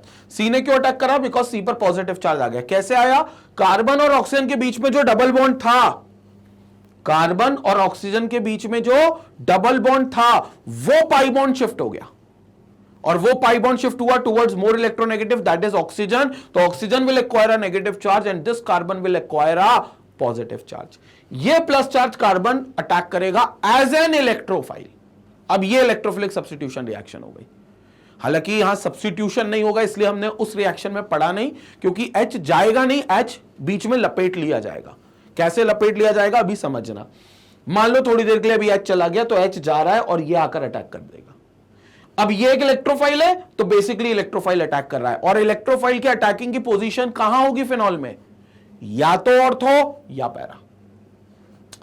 और इलेक्ट्रोफाइल कहां अटैक करेगा? या तो फिनॉल पर ऑर्थो पोजीशन पर अटैक करेगा या पैरा पर अटैक करेगा। क्यों भैया? ऑर्थो और पैरा पर ही नेगेटिव चार्ज आता है। रेजोनेंस में देखा था, वो जो 5 रेजोनेटिंग स्ट्रक्चर्स बनाए, उस 5 में से सेकंड, थर्ड और फोर्थ में ऑर्थो पे, पैरा पे और फिर इधर वाले ऑर्थो पे रिस्पेक्टिवली आपको नेगेटिव चार्जेस मिले थे। तो ये इलेक्ट्रोफाइल जो आएगा वो या तो ऑर्थो पे जाएगा या पैरा पे जाएगा, क्योंकि नेगेटिव वही मिलेंगे। And because phenols are ortho and para directing groups, ortho and para directing groups, तो ये ऑर्थो पैरा डायरेक्टिंग माना जाएगा। संपट पड़ गई क्या बात? तो यहां पर ये आपका H है, H will acquire a plus, जैसे ही प्लस होगा तो ये कार्बन माइनस, यहां पर पाई बॉन्ड की शिफ्टिंग, कार्बन पर प्लस, O पर माइनस, कार्बन प्लस इस बेंजीन के माइनस पर अटैक करेगा, या तो ऑर्थो पे या पैरा पे। अभी मैंने ऑर्थो पर अटैक करते हुए दिखाया। ये H प्लस जाएगा तो ये H प्लस इस ऑक्सीजन को लपेट लेगा, मतलब इस ऑक्सीजन से लिपट आएगा क्योंकि इस ऑक्सीजन पर नेगेटिव चार्ज है, तो इस ऑक्सीजन पे लिपट जाएगा क्योंकि इस ऑक्सीजन पे नेगेटिव चार्ज है, तो ये O और H बन गया। देखेंगे इसको, देखेंगे इसको, तो ये हो गई आपकी बेंजीन रिंग, ये यहां पर आपके पाई बॉन्ड्स, ये ऊपर आपका OH, ये यहां पर आपका CH2 और CH2 के साथ OH, ये बन गया आपका। तो ये बन गया बेंजीन रिंग और ये OH और ये आपका CH2OH, ये आपका बन गया। सेम चीज आप कहां कर सकते हो? पैरा पोजीशन पे भी सेम चीज पैरा पोजीशन पे भी हो सकती है। तो ये वाला माइनर होगा, हालांकि ये वाला माइनर होगा because ortho is always minor unless and until कोई स्पेशल कंडीशन ना हो टेम्परेचर की, या ऑर्थो या पैरा ब्लॉक ना हो, ऐसी कोई कंडीशन ना हो, तो ऑर्थो वाला has to be minor and para वाला हैज टू बी मेजर। तो पैरा वाला जो बनेगा वो मेजर होगा। ऑर्थो वाले को हम क्या कहेंगे? Ortho hydroxy benzyl alcohol, this is benzyl alcohol. ये अब हाइड्रोक्सी हो गया उसके मुकाबले, और ये बड़ा ग्रुप हो गया, तो दिस इज बेंजाइल अल्कोहल। देखो सिंपल सा खेल है, जब आपके पास बेंजीन रिंग और उसके साथ डायरेक्ट OH होता है तो आप उसे फिनॉल कहते हो, तब आप उसे सिंपल फिनॉल कहते हो। लेकिन जब आपके पास बेंजीन रिंग के साथ इनडायरेक्टली OH होता है, अब इनडायरेक्टली बोले तो बेंजीन रिंग के साथ CH2 है और फिर OH है। Are you getting my point? मतलब बेंजीन रिंग के साथ कार्बन है और उस कार्बन के साथ OH है। ये जो बेंजीन रिंग है इसके साथ डायरेक्ट OH नहीं है, बेंजीन रिंग है और फिर कार्बन है फिर OH है, तो आप इसको बेंजाइल अल्कोहल कहते हो। दिस इज बेंजाइल अल्कोहल, और ये अब सीनियर हो गया बेंजाइल अल्कोहल। कब सीनियर हो गया? जब OH भी साथ में है। तो OH अगर साथ में है तो ये बेंजाइल अल्कोहल सीनियर हो गया। अब ये बेंजाइल अल्कोहल मेन ग्रुप और OH का नाम बदलकर हाइड्रोक्सी, और किस पोजीशन पे हाइड्रोक्सी इस बेंजाइल अल्कोहल के मुकाबले? ऑर्थो, क्योंकि ऑर्थो पोजीशन है ना, तो it will be called as ortho hydroxy benzyl alcohol, जो माइनर बनेगा। और अगर ये बेंजाइल अल्कोहल के रिस्पेक्ट में हाइड्रोक्सी पैरा पर आ गया, कैसे पैरा पर आया? ये दोनों ऑर्थो, ये दोनों मेटा और ये वाला पैरा, तो ये पैरा हो गया, तो पैरा पर हाइड्रोक्सी, तो it will be called as para hydroxy benzyl alcohol, ये मेजर हो गया। तो it is called as para hydroxy benzyl alcohol, ये मेजर हो गया। समझ में आया? तो ये मेजर हो गया। और मेजर क्यों होगा? क्योंकि इलेक्ट्रोफाइल मेजरली पैरा पे अटैक करेगा। उसके रीजन हम ऑलरेडी देख चुके, दो रीजन थे, एक स्टेबिलिटी और एक क्योंकि सिमेट्रिकल होगा तो इसलिए ज्यादा स्टेबल होगा, और एक रिपल्शन कम मिलेगा क्योंकि ऊपर फिनॉल बैठा हुआ है तो वो रिपेल कर सकता है, इसलिए उस रिपल्शन कम मिलेगा। ये चीज होगी। क्लियर हो गया? रिएक्शन को और समझते बेकलाइट कैसे बनाएगा, पहले स्क्रीनशॉट ले लो, स्क्रीनशॉट ले लो पहले। तो ये क्लियर हो गया। तो ये चीज हो गई आपकी क्या, कि आपके पास हाइड्रोक्सी मिथाइलेशन ऐड हो गया, मतलब हाइड्रोक्सी मिथाइल ऐड हो गया। ये होता है CH2OH जो ग्रुप ऐड हो गया। कहां ऐड होगा? सिंपल है, इलेक्ट्रोफाइल बनकर ऐड होगा। तो इलेक्ट्रोफाइल एक ही जगह ऐड होते हैं, मतलब दो पोजीशंस पर ऐड हो सकते हैं, एक ऑर्थो और एक para. Minor ortho, major para, क्योंकि पैरा जो होगा वो सिमेट्रिकल होगा ना। ये अपन बात कर चुके पार्ट 1 में कि पैरा मेजर क्यों होता है, क्योंकि पैरा प्रोडक्ट सिमेट्रिकल होते हैं और हमें पता है जो सिमेट्रिकल प्रोडक्ट्स होते हैं वो स्टेबल होते हैं। एक बात। दूसरी बात, जब एक इलेक्ट्रोफाइल आएगा तो रेजोनेंस में सेकंड, थर्ड और फोर्थ स्ट्रक्चर पर ऑक्सीजन पे पॉजिटिव चार्ज होगा। जो फिनॉल का ऑक्सीजन है उस पे पॉजिटिव चार्ज है, इलेक्ट्रोफाइल आ रहा है ये भी पॉजिटिव चार्ज है, तो दोनों एक दूसरे से रिपेल मारेंगे। तो ऑर्थो पर वो रिपल्शन ज्यादा होगा क्योंकि ऑर्थो बिल्कुल अगल बगल की पोजीशन है, तो रिपल्शन खाकर वो सबसे नीचे की पोजीशन पे चला जाएगा, सबसे दूर पैरा, तो वो पैरा पर लग जाएगा। संपट पड़ गई क्या बात? ये इंपॉर्टेंट होता है। क्लियर हो गया? तो अभी आपने पैरा हाइड्रोक्सी बेंजाइल अल्कोहल बना लिया और ऑर्थो हाइड्रोक्सी बेंजाइल अल्कोहल बना लिया। मुद्दा ये बेकलाइट कैसे बनेंगे, कुछ नहीं, इनको उठाकर कंडेंसेट कर दो, ये मोनोमर हो गया। This is a monomer of Bakelite. अब इस बेकलाइट को मतलब दिस इज अ मोनोमर, अब इसको उठाकर आप इंटरमॉलिक्यूलर कंडेंसेशन कर दो, एक मॉलिक्यूल का दूसरे मॉलिक्यूल से कंडेंसेशन कर दो, मतलब आपस में बहुत सारे मॉलिक्यूल्स जोड़ दो और कंडेंसेशन पॉलीमर बना दो। कंडेंसेशन पॉलीमर क्या होता है? पॉलीमर दो प्रकार के होते हैं, एक एडिशन एक कंडेंसेशन। एडिशन में सिंपल मॉलिक्यूल ऐड हो जाता है without any removal of simple molecules, मतलब दो मॉलिक्यूल अगर सिंपल ऐड हो रहे हैं और उसके बदले में कुछ निकल नहीं रहा है तो एडिशन। लेकिन अगर दो मॉलिक्यूल सिंपल ऐड हो रहे हैं और छोटे छोटे मॉलिक्यूल्स निकल रहे हैं, छोटे मॉलिक्यूल्स कौन से हो सकते हैं? वाटर निकल गया, अल्कोहल निकल गया, कोई छोटा दो एटम का ग्रुप निकल गया, तब वो दोनों जुड़े, तो ऐसे पॉलीमर को हम कंडेंसेशन पॉलीमर कह देंगे। कंडेंसेशन, तो यहां कंडेंसेशन पॉलीमर होगा, क्योंकि एक इधर देखते हुए चलेंगे, एक आपके पास ये हो गया बेंजीन रिंग, ये OH, ये CH2 और OH, ये ऑर्थो वाला, ये ऑर्थो वाला, यहां पर देखेंगे और CH2OH, ये हो गया आपके पास एक OH, ठीक है, सॉरी, ये आपके पास हो गया एक OH, थोड़ा सा और ऊपर बनाते हैं, हाँ, ये हो गया आपके पास एक बेंजीन रिंग, इसके पास OH, इसके पास ये CH2OH। अब तुम बताओ, यहां पर आपके पास H होगा, ये H होगा, और कुछ नहीं करना, बेंजीन रिंग के पास तो हर कार्बन पर H है ना, यहां पर बाकी जो कार्बन सिंगल बॉन्डेड मतलब किसी के साथ नहीं है उनके पास तो सबके पास H है ना, तो ये OH और ये H यहां पर रिएक्ट करेंगे, ये OH और ये H यहां रिएक्ट करेंगे, और जब ये OH और H रिएक्ट करेंगे तो ये दे देंगे H2O। क्या दे देंगे? H2O। तो ये OH और H गए, ये H2O बन गया, ये निकल गया मतलब ये निकल गया। अब ये दो मॉलिक्यूल चिपक जाएंगे, कंडेंस हो जाएंगे, तो देखेंगे ये ऊपर कौन?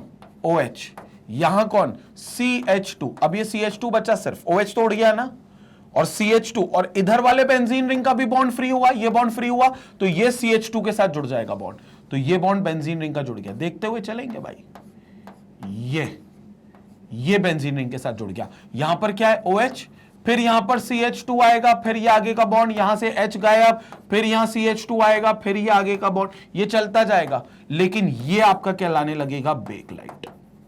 ये पॉलीमर बन गया ना, और हर बार वाटर मॉलिक्यूल निकलेगा, दो मॉलिक्यूल जब भी चिपकेंगे वाटर निकलेगा, और ये आपकी मोनोमर यूनिट थी जो ऑर्थो हाइड्रोक्सी बेंजाइल अल्कोहल थी या पैरा हाइड्रोक्सी बेंजाइल अल्कोहल थी, वो मोनोमर यूनिट थी। जब बहुत सारे ऐसे मॉलिक्यूल्स कंडेंसेट होंगे, यानी कि इंटरमॉलिक्यूलर कंडेंसेशन होगा, कंडेंसेशन इसलिए बोल रहे हैं क्योंकि वाटर निकलेगा और तब दो मॉलिक्यूल्स चिपकेंगे, तो इंटरमॉलिक्यूलर कंडेंसेशन जब होगा तो ये एक पॉलीमर बन जाएगा जिसको हम बेकलाइट कह देंगे। और जो आपके इलेक्ट्रिकल स्विचेस हैं घरों में लगे हुए, वो इलेक्ट्रिकल स्विच का जो स्विच बोर्ड का मटेरियल है वो बेकलाइट का मटेरियल है, that is what we called as Bakelite. तो वो बेकलाइट होता है, और ये मोनोमर बन गया। तो देखो ये OH CH2, अगर यहां यहां पैरा पर भी हुआ तो CH2 यहां से जुड़ गया, ये OH यहां से जुड़ गया, तो पैरा पर हुआ, ऑर्थो पर हुआ, तो ये सब आपस में कंडेंस हो जाएंगे, तो ये बेकलाइट हो गया, जिसका एक पोर्शन यहां दिखाया हुआ है, दिस इज बेकलाइट। तो ये आपका बेकलाइट का फॉर्मेशन हो गया। देखो OH CH2, फिर बेंजीन रिंग, फिर OH CH2, फिर बेंजीन रिंग, फिर OH CH2, ये चलता जाएगा, ये चेन चलती जाएगी। पैरा हो गया तो नीचे भी चलती जाएगी, कुछ में पैरा भी आएगा ना बीच में मॉलिक्यूल, तो पैरा में तो नीचे रहता है OH, तो वहां नीचे OH और H से निकल जाएगा CH2OH और H2O निकाल देगा, तो वो नीचे भी जुड़ेगा, साइड में भी जुड़ेगा, तो ये आपका पॉलीमर बन जाएगा जो मोनोमर से बना है, this is called as a Bakelite. तो ये बेकलाइट आपका फॉर्मेशन होगा। So intermolecular condensation of these hydroxyl methyl phenols lead to the formation of bakelite. So they leads to the formation of bakelite and hence in this way bakelite gets formed. इस तरीके से bakelite जो होगा वो form हो जाएगा। Clear हो गया? स्क्रीनशॉट ले लें। हालांकि ये जो bakelite का फॉर्मेशन है, इसमें एक और कंपोनेंट बनता है बीच में, नोवोलेक, वो भी एक पॉलीमर होता है, इसी तरीके से बनता है। ये सारे पॉलीमर्स के जो फॉर्मेशंस हैं ये हम क्लास 12th में पढ़ेंगे, इसी साल पढ़ेंगे क्लास 12th में। पॉलीमर नाम के चैप्टर में। तो आगे आपको एक चैप्टर मिलेगा ऑर्गेनिक केमिस्ट्री का, वो आखिरी चैप्टर होगा पॉलीमर। पॉलीमर में हम वो सारी चीजें डिस्कशन करेंगे, सारे पॉलीमर्स को बना बना कर देखेंगे। बट यस, ये रिएक्शन क्योंकि हमने यहां पर पढ़नी है, जिसमें हम लोगों को फिनॉल की रिएक्शन में केमिकल प्रॉपर्टी में पढ़ी है कि जब हाइड्रोक्सी मिथाइल ग्रुप ऐड करेंगे फिनॉल के साथ तो वो एक मोनोमरिक यूनिट बनेगा जो कि बेकलाइट को आगे चलकर बनाएगा बाय कंडेंसेशन पॉलीमराइजेशन। ठीक है, स्क्रीनशॉट ले लें, फिर आगे और बात करते हैं। तो ये रिएक्शंस थी जो हम लोगों ने देख ली फिनॉल की। अब फिनॉल की एक और बड़ी मिसक्लेनियस रिएक्शन होती है जिसको हम कहते हैं कपलिंग रिएक्शंस, जो अदर रिएक्शंस में आती है और इस श्रेणी में आती है कपलिंग रिएक्शंस। तो कुछ और रिएक्शंस भी आपको फिनॉल की मिलेगी जिसमें सबसे खास है कपलिंग रिएक्शन। कौन सी reaction? Coupling reaction. Coupling reaction में क्या होगा, ध्यान से सुनेंगे। Phenols couple with benzene diazonium chloride in an alkaline solution to form para-hydroxybenzene which is a di। ठीक है, तो देखो फिनॉल जो होगा वो बेंजीन डायजोनियम क्लोराइड के साथ कपल करेगा। Benzene diazonium chloride, BDC, benzene diazonium chloride, इसको BDC कहते हैं। आपके पास ये फिनॉल है और ये बेंजीन डायजोनियम क्लोराइड है, ये बेंजीन डायजोनियम क्लोराइड है, ये बेंजीन डायजोनियम क्लोराइड है। ठीक है, तो BDC N2Cl, N2 पर प्लस और Cl पर माइनस, ये आपस में कपल करेंगे, ये कपल करेंगे तो N की बॉन्डिंग N से हो जाएगी और कुछ नहीं, यहां कपलिंग रिएक्शन हो जाएगी। And benzene diazonium chloride couple करने के बाद पैरा हाइड्रोक्सी बेंजीन बनाएंगे। This will give you para hydroxy benzene which is a kind of a dye, जो एक किस्म की डाई होगी para hydroxy azobenzene, para hydroxy azobenzene. Azo होगा और एजो कंपाउंड्स बेसिकली जो होते हैं डाई फॉर्मेशन करते हैं, इनके पास कलर होता है या ये कलर इंपार्ट कर सकते हैं किसी भी चीज में, तो that is why they are called as a dye which is para hydroxy azobenzene, para hydroxy azobenzene. So this will give you para hydroxy azobenzene. Equation क्या है यहां पर देखो, ये डायजोनियम सॉल्ट है, ये डायजोनियम सॉल्ट है, ये फिनॉल है। तो अपन एक काम करते हैं, फिनॉल का H पार्ट ऊपर रखते हैं और OH पार्ट यहां रखते हैं, मतलब पलटा कर रखते हैं। तो यहां से देखो रिएक्शन होगी। N2Cl माइनस को भी थोड़ा सा चेंज कर देते हैं, ये हो गया N2 पॉजिटिव और ये हो गया Cl माइनस। क्या होगा, यहां से H निकल गया और Cl निकल गया।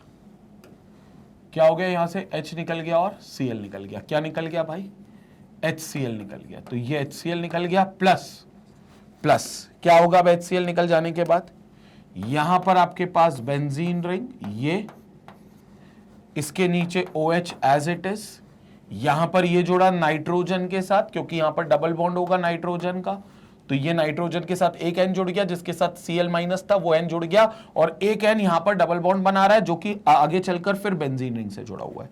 तो फिर ये आगे चलकर बेंजीन रिंग से जुड़ा हुआ है। तो ये बन गया अब आपका क्या, para hydroxy azobenzene. Azo word जो आता है ना, समझना इस बात को, यही समझने लायक चीज है भाई केमिस्ट्री में। पैरा हाइड्रोक्सी पहले क्यों, क्योंकि ये पैरा पोजीशन पर हाइड्रोक्सी है। ठीक है, और बल्कि ये कहना चाहिए पैरा पोजीशन ये वाली हो गई, तो पैरा पोजीशन पर ये OH आना चाहिए। ठीक है, पैरा पोजीशन पर हाइड्रोक्सी है ना, तो पैरा तो ये वाली हो गई।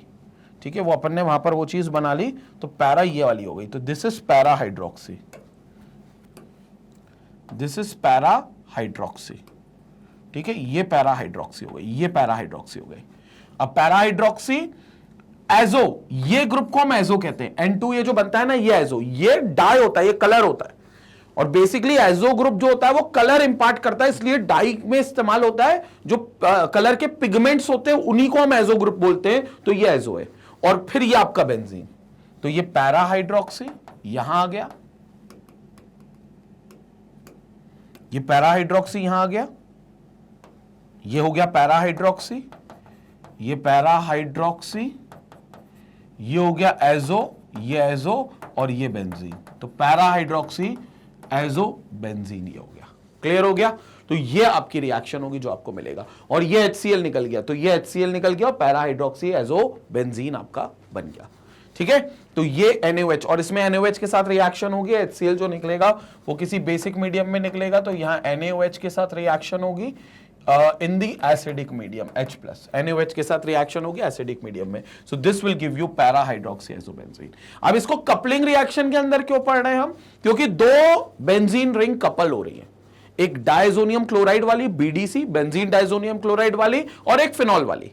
तो ये डायजोनियम सॉल्ट है बेंजीन डायजोनियम क्लोराइड वाली, और ये फिनॉल वाली बेंजीन रिंग के साथ OH है, तो डायजोनियम क्लोराइड और फिनॉल दोनों कंडेंस हो रहे हैं, डायजोनियम और फिनॉल ये दोनों कंडेंस हो रहे हैं। तो ये फिनॉल जो बन रहा है ये डायएजो पैरा हाइड्रोक्सी डायएजो बेंजीन फिर आपको बना रहा है। दोनों बेंजीन रिंग कपल हो रही हैं, दोनों बेंजीन रिंग की जोड़ी बन रही है, इसलिए इसको हम कपलिंग रिएक्शन के अंदर पढ़ते हैं। इसलिए ये जो रिएक्शन होती है ये कपलिंग रिएक्शन के अंदर ही पढ़ते हैं और इसकी के अंदर ये इसी के अंदर कैटेगराइज्ड होती है। क्लियर हो गई रिएक्शन पूरे तरीके से, स्क्रीनशॉट लेंगे, फिर हम लास्ट रिएक्शन की बात करेंगे जो एक और मिसक्लेनियस रिएक्शन। स्क्रीनशॉट ले लें भाई। अब इसी में हम लोग अदर रिएक्शंस ऑफ फिनॉल में एक और रिएक्शन पढ़ेंगे जो बहुत इंपॉर्टेंट इंडिकेटर बनाने के लिए इस्तेमाल होती है, जिसको हम कहते हैं फिनोप्थलीन। आपको याद है फिनोप्थलीन? 10th क्लास याद करो, आपने एसिड बेसिस एंड सॉल्ट्स नाम का एक चैप्टर पढ़ा होगा, उसमें आपने जाना होगा भाई एक इंडिकेटर होता है जो कलर के चेंज होने के आधार पर बता सकता है कि कौन सी चीज एसिड है कौन सी चीज बेस है। जैसे लिटमस पेपर इंडिकेटर होता है, रेड लिटमस पेपर है बेस में रखोगे ब्लू होगा, ब्लू लिटमस है एसिड में डालोगे एसिड रेड होगा। तो वो litmus paper is known as an indicator क्योंकि कलर चेंज करके बताता है। लेकिन वो लिटमस पेपर नेचुरल इंडिकेटर है क्योंकि वो लीचन से बनता है, ठीक है ना, तो वो नेचुरली ऑब्टेन्ड होता है। लेकिन हमने वहां बात की थी कि जो सिंथेटिक इंडिकेटर्स होते हैं वो एक होता है फिनोप्थलीन और एक होता है मिथाइल ऑरेंज। जिसमें अगर हम फिनोप्थलीन की बात करें, जो मैन मेड इंडिकेटर्स होते हैं जो लैब में बनते हैं जिनको हम सिंथेटिक इंडिकेटर्स कहते हैं, वो फिनोप्थलीन का खुद का कोई कलर नहीं होता, कलरलेस होता है। एसिड को डालोगे तो भी कलरलेस रहेगा, लेकिन बेस को डालोगे तो पिंक कलर में कन्वर्ट हो जाएगा। तो फिनोप्थलीन है, अगर एसिड डाला तो आपका कलरलेस रहेगा, कलरलेस था कलरलेस रहेगा, लेकिन अगर बेस को डाला तो वो पिंक कलर में कन्वर्ट होगा। That phenolphthalein is an synthetic indicator. अब सवाल ये उठता है कि यार उस फिनोप्थलीन को बनाएंगे कैसे? तो फिनोप्थलीन नाम में ही फिनॉल वर्ड आ रहा है, फिनोप्थलीन नाम में ही फिनॉल वर्ड आ रहा है, फिनोप्थलीन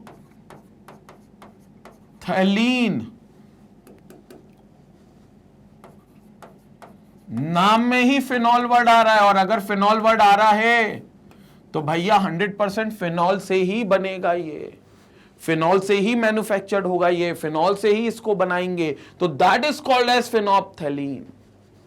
तो फिनॉल से ही ये बनेगा, फिनॉल से ही इसको बनाएंगे। तो अब ध्यान से सुनेंगे, ये रहा हमारा पास फिनॉल। कैसे होगा? कंडेंसेशन विथ थैलिक एनहाइड्राइड, क्योंकि फिनोप्थलीन भी है ना, तो ये तो हो गया आपका फिनॉल, ये तो हो गया आपका फिनॉल, और ये हो गया आपका phthalic anhydride. Phthalic anhydride, phthalic anhydride क्या होता है? थैलिक एसिड को आप वाटर मॉलिक्यूल निकाल दो, थैलिक एसिड से आप क्या करो? वाटर मॉलिक्यूल निकाल दो, तो ये बन जाएगा थैलिक एनहाइड्राइड। थैलिक एनहाइड्राइड, तो थैलिक एसिड से आप वाटर निकाल दोगे तो थैलिक एनहाइड्राइड होगा। उस थैलिक एनहाइड्राइड को आप फिनॉल से रिएक्ट कराओगे तो फिनोप्थलीन बन जाएगा। उस थैलिक एसिड को अगर आप एनहाइड्राइड करोगे तो थैलिक एनहाइड्राइड, फिर उस थैलिक एनहाइड्राइड को आप फिनॉल से रिएक्ट कराओगे तो फिनोप्थलीन बन जाएगा। सबसे पहले तो मुद्दा यह है कि थैलिक एनहाइड्राइड बनेगा कैसे। तो सबसे पहली reaction is basically formation of किसकी? Phthalic anhydride.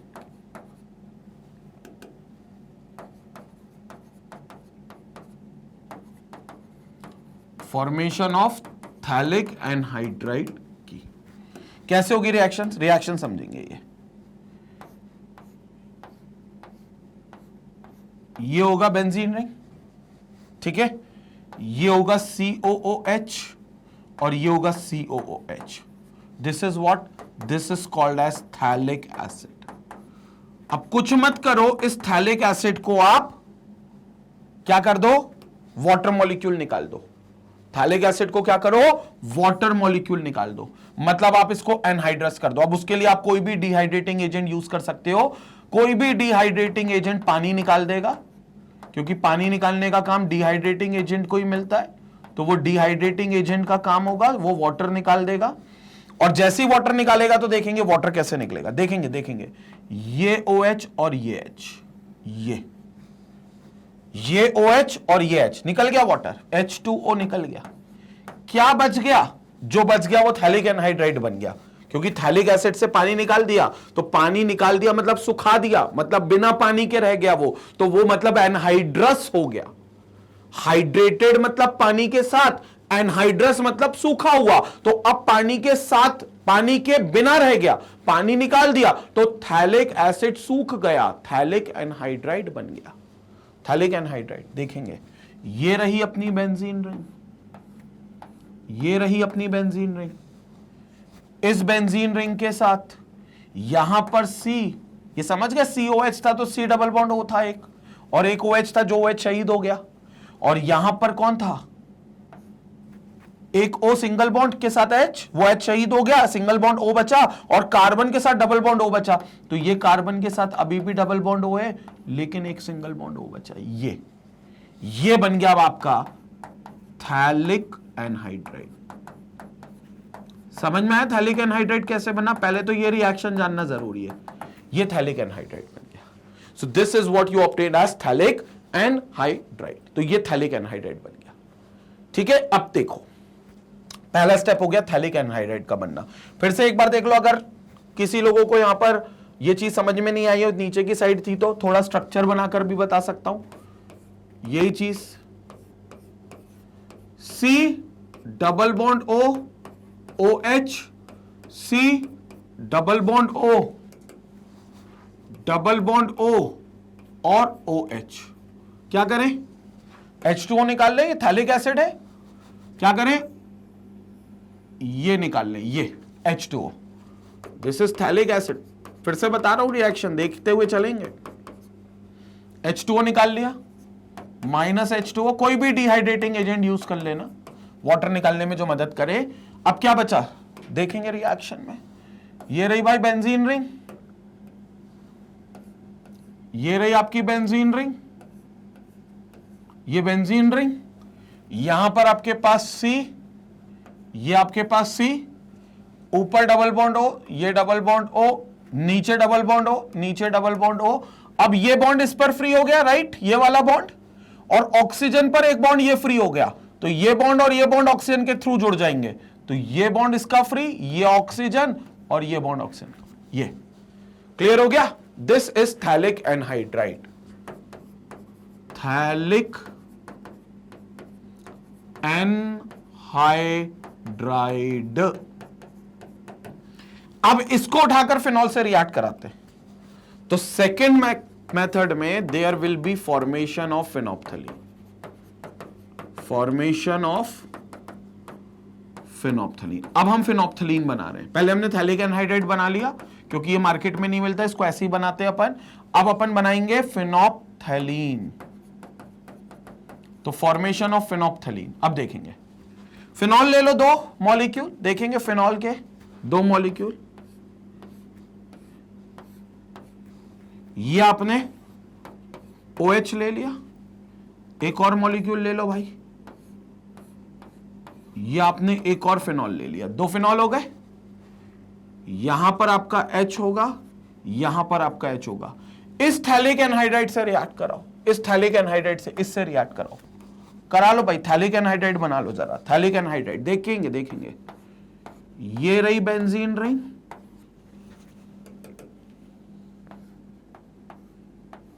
ये रही benzene ring, C double bond O, single bond O, C bond double bond O, ये phthalic anhydride. Double bond O जो दिख रहा है ना आपको ऊपर वाला, उसके साथ ये पूरा H2O निकाल दो, ये पूरा H2O निकाल दो। समझ में आया रिएक्शन? ये H, ये H, ये O निकाल दो। रिएक्शन देखेंगे अब क्या बना, ये देखेंगे। ये रही बेंजीन रिंग ऊपर फिनॉल वाली OH, ये रही बेंजीन रिंग ऊपर एक और फिनॉल वाली OH, यहां पर कॉमनली, अब सुनेंगे, ये H गया तो ये बॉन्ड फ्री हुआ, राइट, ये H गया तो ये बॉन्ड फ्री हुआ, राइट, दोनों इसके ये बॉन्ड फ्री हो गए, ये O को ले गए मतलब H2 हो गया, H2 हो गया, ये H2 हो गया, H2 हो गया, तो इस कार्बन के दो बॉन्ड फ्री हो गए, इस कार्बन के दो बॉन्ड फ्री हो गए, तो वो कार्बन एक बॉन्ड इस बेंजीन और OH के साथ बनाएगा और एक और बॉन्ड इस बेंजीन और इस OH के साथ बनाएगा, दो बॉन्ड है ना, तो एक बॉन्ड इस बेंजीन OH के साथ, दूसरा बॉन्ड इस बेंजीन और इस OH के साथ, ये रहा आपका कार्बन, समझ में आया, ये कार्बन रहा, ये कार्बन, ये एक बॉन्ड इस बेंजीन OH के साथ, ये कार्बन इस बॉन्ड को इस बेंजीन और इस OH के साथ, क्लियर हो गया। अब बाकी स्थिति यथायथ, यथायथ क्या, ये carbon was a part of benzene, ये जो कार्बन था it was the part of benzene, समझ में आ रहा है, ये carbon was the part of benzene, ये इस बेंजीन का पार्ट था वो, और इसका नीचे भी एक कार्बन था लेकिन उसके डबल बॉन्ड O को हमने नहीं छेड़ा, उसका double bond O as it is, तो वो double bond O as it is, और यहां पर ऑलरेडी एक ऑक्सीजन है, ये बन गया स्ट्रक्चर, समझ में आया कुछ, ये स्ट्रक्चर बन गया। अब ये structure will be called as phenolphthalein, तो ये जो होता है ये स्ट्रक्चर आपका कहलाता है फेनोप्थलीन, ये फेनोप्थलीन है, so this is phenolphthalein, pH silent रहता है इसमें, फेनोप्थलीन ऐसा बोलते हैं इसको, तो ये आपका फेनोप्थलीन बन गया, ये फेनोप्थलीन है, ये एसिड बेस इंडिकेटर होता है, it is used as an acid base indicator, it is used as an acid base indicator, it is used as an acid base indicator, so this is phenolphthalein which is used as an acid base indicator, तो ये acid base indicator है, तो यहां पर दो phenol के molecules, ये phenol का molecules will react with acid anhydride, वो भी थैलिक एनहाइड्राइड वाला, वो भी एसिड कौन सा, थैलिक एसिड से जो बना है वो वाला थैलिक एनहाइड्राइड, तो we have this as phthalic anhydride and this is how the reaction will be done, तो थैलिक एनहाइड्राइड और फिनॉल ये रिएक्ट करके फेनोप्थलीन, समझ में आया, ये स्ट्रक्चर इंपॉर्टेंट है भाई, और कैसे बना ये मैकेनिज्म इंपॉर्टेंट है, इसमें फिनॉल की रिएक्शन हमने थैलिक एनहाइड्राइड से कराई, और इवन थैलिक एनहाइड्राइड कैसे बना वो भी मैंने आपको बता दिया, थैलिक एनहाइड्राइड कैसे बना वो भी अपन ने देख लिया है, थैलिक एनहाइड्राइड को फिनॉल से रिएक्ट करके फेनोप्थलीन बन गया है, ठीक है। स्क्रीनशॉट की शुरुआत हम यहां से करेंगे, तो in the presence of concentrated H2SO4 phenol combines with phthalic anhydride to form phenolphthalein, ये देखो कंसंट्रेटेड H2SO4 यूज कर रहे हैं क्योंकि यहां पर भी तो आप वाटर मॉलिक्यूल निकाल रहे हो, तो ये जो वाटर निकल रहा है ये भी किसी डिहाइड्रेटिंग एजेंट से निकलेगा, और भैया सल्फ्यूरिक एसिड से अच्छा डिहाइड्रेटिंग एजेंट कोई नहीं, सल्फ्यूरिक एसिड को हम सबसे अच्छा डिहाइड्रेटिंग एजेंट कहते हैं, क्योंकि कहीं पे भी जाएगा वाटर को निकाल कर ही दम लेगा, भगवान ना करे खुदा ना खास्ता कभी अपनी स्किन पे गिर जाए जैसे सल्फ्यूरिक एसिड, तो अपनी स्किन में मॉइस्चर रहता है, वाटर रहता है, वो परमानेंटली वाटर निकाल कर ले जाएगा, अपनी स्किन पर परमानेंटली ब्लैक स्पॉट आ जाएगा, यानी कि अपनी स्किन परमानेंटली जल जाएगी, क्योंकि अब वो मॉइस्चराइज नहीं हो सकती, रीमॉइस्चराइज नहीं हो सकती, वापस से मॉइस्चर नहीं आ सकता, वो वाला टेम्पररी हट सकता था लेकिन सल्फ्यूरिक एसिड ने परमानेंटली हटा दिया, it's a dehydrating agent, corrosive nature का इसलिए एसिड को बोला जाता है, कहीं पे भी जाएगा किसी भी सरफेस से वाटर मॉलिक्यूल सबसे पहले निकालेगा, इसलिए करोसिव नेचर का होता है, इसलिए खतरनाक होता है, तो सल्फ्यूरिक एसिड को आप डिहाइड्रेटिंग के तौर पे यूज कर लो, इवन थैलिक एसिड से थैलिक एनहाइड्राइड बनाने में भी आप उसको यूज कर सकते हो, थैलिक एसिड से थैलिक एनहाइड्राइड बनाने में भी आप उसको यूज कर सकते हो, बट यहां पर भी यूज कर सकते हो, तो ये आपका थैलिक एनहाइड्राइड जो होगा वो आपको मिल जाएगा, और थैलिक एनहाइड्राइड से फिनॉल को रिएक्ट करोगे तो फेनोप्थलीन आपका बन जाएगा, थैलिक एनहाइड्राइड से फिनॉल को रिएक्ट करोगे तो फेनोप्थलीन आपका यहां पर बन जाएगा। कंसेप्ट क्लियर हो गया, ये पूरी चीज क्लियर हो गई यहां से, फेनोप्थलीन और ये सारी चीजें, इसका यहां से स्क्रीनशॉट लेना चालू करेंगे, ठीक है, स्क्रीनशॉट यहां से लेंगे, इस वाले पार्ट का भी भाई स्क्रीनशॉट लेंगे, यहां से भी रिएक्शंस को देखेंगे और पूरा स्क्रीनशॉट लेंगे, ओके। तो ये रिएक्शंस होती हैं जो हमें फिनॉल की देखने को मिलती हैं, और ये वो केमिकल प्रॉपर्टीज के अंतर्गत आता है जो फिनॉल की हम लोगों ने यहां पढ़ ली है। तो स्टूडेंट्स, ये था फिनॉल की केमिकल प्रॉपर्टीज को लेकर सेकंड पार्ट का ब्यौरा, ये सेकंड पार्ट का जिक्र था। पार्ट 1 ऑलरेडी हम लोगों ने देख लिया था, जिसमें इलेक्ट्रोफिलिक सब्स्टिट्यूशन रिएक्शन पर फोकस किया था, जो फिनॉल सबसे प्रायोरिटी पर दिखाते हैं। लेकिन जरूरी नहीं कि सिर्फ इलेक्ट्रोफिलिक सब्स्टिट्यूशन दिखाते हैं, उसके अलावा भी बहुत सारी रिएक्शंस होती हैं, कपलिंग रिएक्शंस जिसमें सबसे इंपॉर्टेंट थी यहां पर वो, और उसके अलावा जो रिएक्शंस थी वो भी दिखाते थे, तो वो हमने यहां पार्ट 2 में पढ़ी है। बाकी अगर यूट्यूब पर आप कोई लेक्चर मिस कर जाते हो, या आपको एक ऑर्गेनाइज्ड या एक सीक्वेंस में लेक्चर्स नहीं मिलते हैं जो यूट्यूब पर, क्योंकि क्या होता है जब आप यूट्यूब पर वीडियो सर्च करते हो तो मैनुअली एक टॉपिक आप डालते हो, उस टॉपिक के भटेरों वीडियोस आपको मिल जाते हैं, लेकिन आपको यह नहीं पता चलता यार अब इस टॉपिक के आगे और पीछे क्या पढ़ना है। मतलब लाइक एक टॉपिक आपने पढ़ा है तो अब इसको अप्लाई कैसे करना है, या इस पर सवाल कैसे आएंगे, इस पर क्वेश्चन कैसे लगाएं। थ्योरी तो पढ़ ली, लेकिन क्वेश्चन का कोई वीडियो मिल जाए, कोई शीट मिल जाए जहां हम इस पर बेस्ड हम क्वेश्चन लगाकर इस टॉपिक को कॉन्क्रीट कर लें, वो यूट्यूब पर आपको मदद नहीं मिल सकती। उसके लिए सबसे अच्छा और बेहतर तरीका है मैग्नेट ब्रेन्स की वेबसाइट magnetbrains.com आकर देखना, क्योंकि सारे लेक्चर्स आपको मैग्नेट ब्रेन्स की वेबसाइट magnetbrains.com पर मिलते हैं, वो भी प्रॉपर सीक्वेंस के साथ। करना क्या, आप वेबसाइट पर जैसे आओगे यहां आपको कैटेगरीज दिखेंगी सारे एग्जाम्स की। अगर आप कॉम्पिटिटिव एग्जाम की तैयारी कर रहे हो, IIT JEE और नीट की, तो आप IIT JEE और नीट पर जाकर लेक्चर्स देखो, एक्सक्लूसिव कॉम्पिटिटिव एग्जाम्स के लेक्चर्स हैं। अगर आप सिर्फ 12th बोर्ड पे अभी फोकस कर रहे हो तो आप K-12 वाली सेक्शन में जाओ, क्लास 12th पर जाओ, यहां आपको हर फैकल्टी के सारे सब्जेक्ट्स के कोर्सेज दिखेंगे, सभी सब्जेक्ट्स के कोर्सेज यहां पर आपको मिलेंगे। मेरा कोर्स भी दिखेगा क्लास 12th का, और ये चैप्टर अल्कोहल, फिनॉल और ईथर, क्योंकि ऑर्गेनिक केमिस्ट्री का चैप्टर है तो पार्ट 2 में हमारे, तो पार्ट 2 में आपको मिलेगा। पार्ट 1 का अलग कोर्स है, पार्ट 2 का अलग कोर्स है। जैसे आप वॉच नाउ पे क्लिक करोगे आपको यहां पूरे चैप्टर की लिस्टिंग मिलेगी, प्रॉपर चैप्टर की लिस्टिंग होगी, चैप्टर के अंदर नंबर ऑफ लेक्चर्स भी लिखे होंगे, साइड में एक प्लस का बटन है, जैसे ही आप क्लिक करोगे सारे टॉपिक्स आपको यहां दिखेंगे, पूरे टॉपिक सीक्वेंस में होंगे, पहला टॉपिक ये, दूसरा ये, तीसरा ये, फिर ये, फिर ये, पूरा सीक्वेंस में आपको मिलेगा। और इवन लेक्चर का ड्यूरेशन भी आपको दिखेगा कि भैया कौन सा लेक्चर कितने मिनट कितने आवर का है, सो दैट आप टाइम टेबल के साथ अपनी पढ़ाई कर सको, प्रॉपर टाइम टेबल के साथ अपनी पढ़ाई कर सको। और जैसे ही आप किसी लेक्चर पर क्लिक करोगे आपका हाई क्वालिटी में वीडियो स्ट्रीम होगा। अगर आपका नेट कनेक्शन अच्छा है तो बिना किसी बफरिंग के आपको वीडियो दिखाई देगा जैसा आपको यूट्यूब पर दिखता है।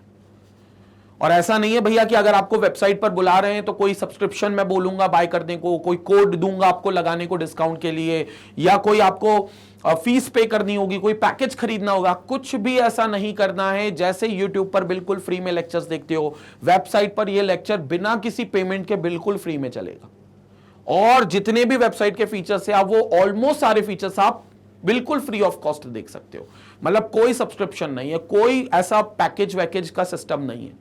मैग्नेट ब्रेन्स ऐसा चैनल है जहां पर आपको 100% फ्री एजुकेशन मिलती है। और ऐसा नहीं कि भैया 1, 2 या 4 चैप्टर फ्री के होंगे, बाकी में डेमो होगा, बाकी के बाद आपको डेमो के बाद आपको पैसा देना है, सब्सक्रिप्शन देना है, ऐसा कुछ नहीं है। 100% आपका सिलेबस बिल्कुल फ्री ऑफ कॉस्ट है। बाकी मैग्नेट ब्रेन्स की जो यूट्यूब चैनल है वहां पर आपको नर्सरी से लेकर 12th तक के सारे क्लास के सारे सब्जेक्ट्स एक्सक्लूसिवली हर सब्जेक्ट के एक्सपर्ट फैकल्टीज के द्वारा वीडियोस बनाए जाते हैं और वो आप तक पहुंचाए जाते हैं, तो वो वीडियोस आपको मिल जाते हैं पूरे तरीके से फ्री ऑफ कॉस्ट। फिर चाहे आप 12th 11th क्लास में हो तो केमिस्ट्री के आपको मिल ही रहे हैं, जैसे फिजिक्स, मैथ्स, बायोलॉजी भी वैसे ही लेक्चर्स आपको मिलेंगे। 9th और 10th में अगर आपके हैं तो आपको कंप्यूटर के कोर्सेज होते हैं, लैंग्वेजेस होती हैं Hindi, English, Sanskrit, social science होता है, जो अदर सब्जेक्ट्स होते हैं उनके एक्सक्लूसिव लेक्चर्स आपको मिल जाएंगे। कॉमर्स बैकग्राउंड के तो अकाउंट्स, इकोनॉमिक्स, बिजनेस स्टडीज के भी लेक्चर्स आपको मिलते हैं। इसके अलावा मैग्नेट ब्रेन्स का IIT JEE और नीट का चैनल है, आप सर्च करोगे मैग्नेट ब्रेन्स IIT JEE और नीट, वहां पर एक्सक्लूसिवली IIT JEE और नीट की कॉम्पिटिटिव एग्जाम्स की तैयारी होती है। वहां पर आपको शीट्स मिलती हैं, 1 शॉट रिविजन्स होता है, आपके प्रीवियस ईयर क्वेश्चंस होते हैं, प्रैक्टिस क्वेश्चंस होते हैं, थ्योरी के साथ बहुत कुछ है जो किसी के पेड कोर्स में भी नहीं है, उससे ज्यादा चीजें आपको वहां और यहां पर फ्री ऑफ कॉस्ट मिलती हैं। तो भैया जितने भी आपके फ्रेंड्स हो, जितने रिलेटिव्स हो जो कॉम्पिटिटिव एग्जाम की तैयारी कर रहे हैं, या आप खुद कॉम्पिटिटिव एग्जाम की तैयारी कर रहे हो, तो आप उस चैनल को सर्च करो, उसे सब्सक्राइब करो और लोगों तक उस चैनल को शेयर करो। साथ ही इस चैनल को भी सब्सक्राइब करें और ज्यादा से ज्यादा इस चैनल को लोगों तक पहुंचाएं। इसी तरीके से मैग्नेट ब्रेन्स को अपना प्यार और सपोर्ट देते रहें। Stay connected, stay educated. Thank you.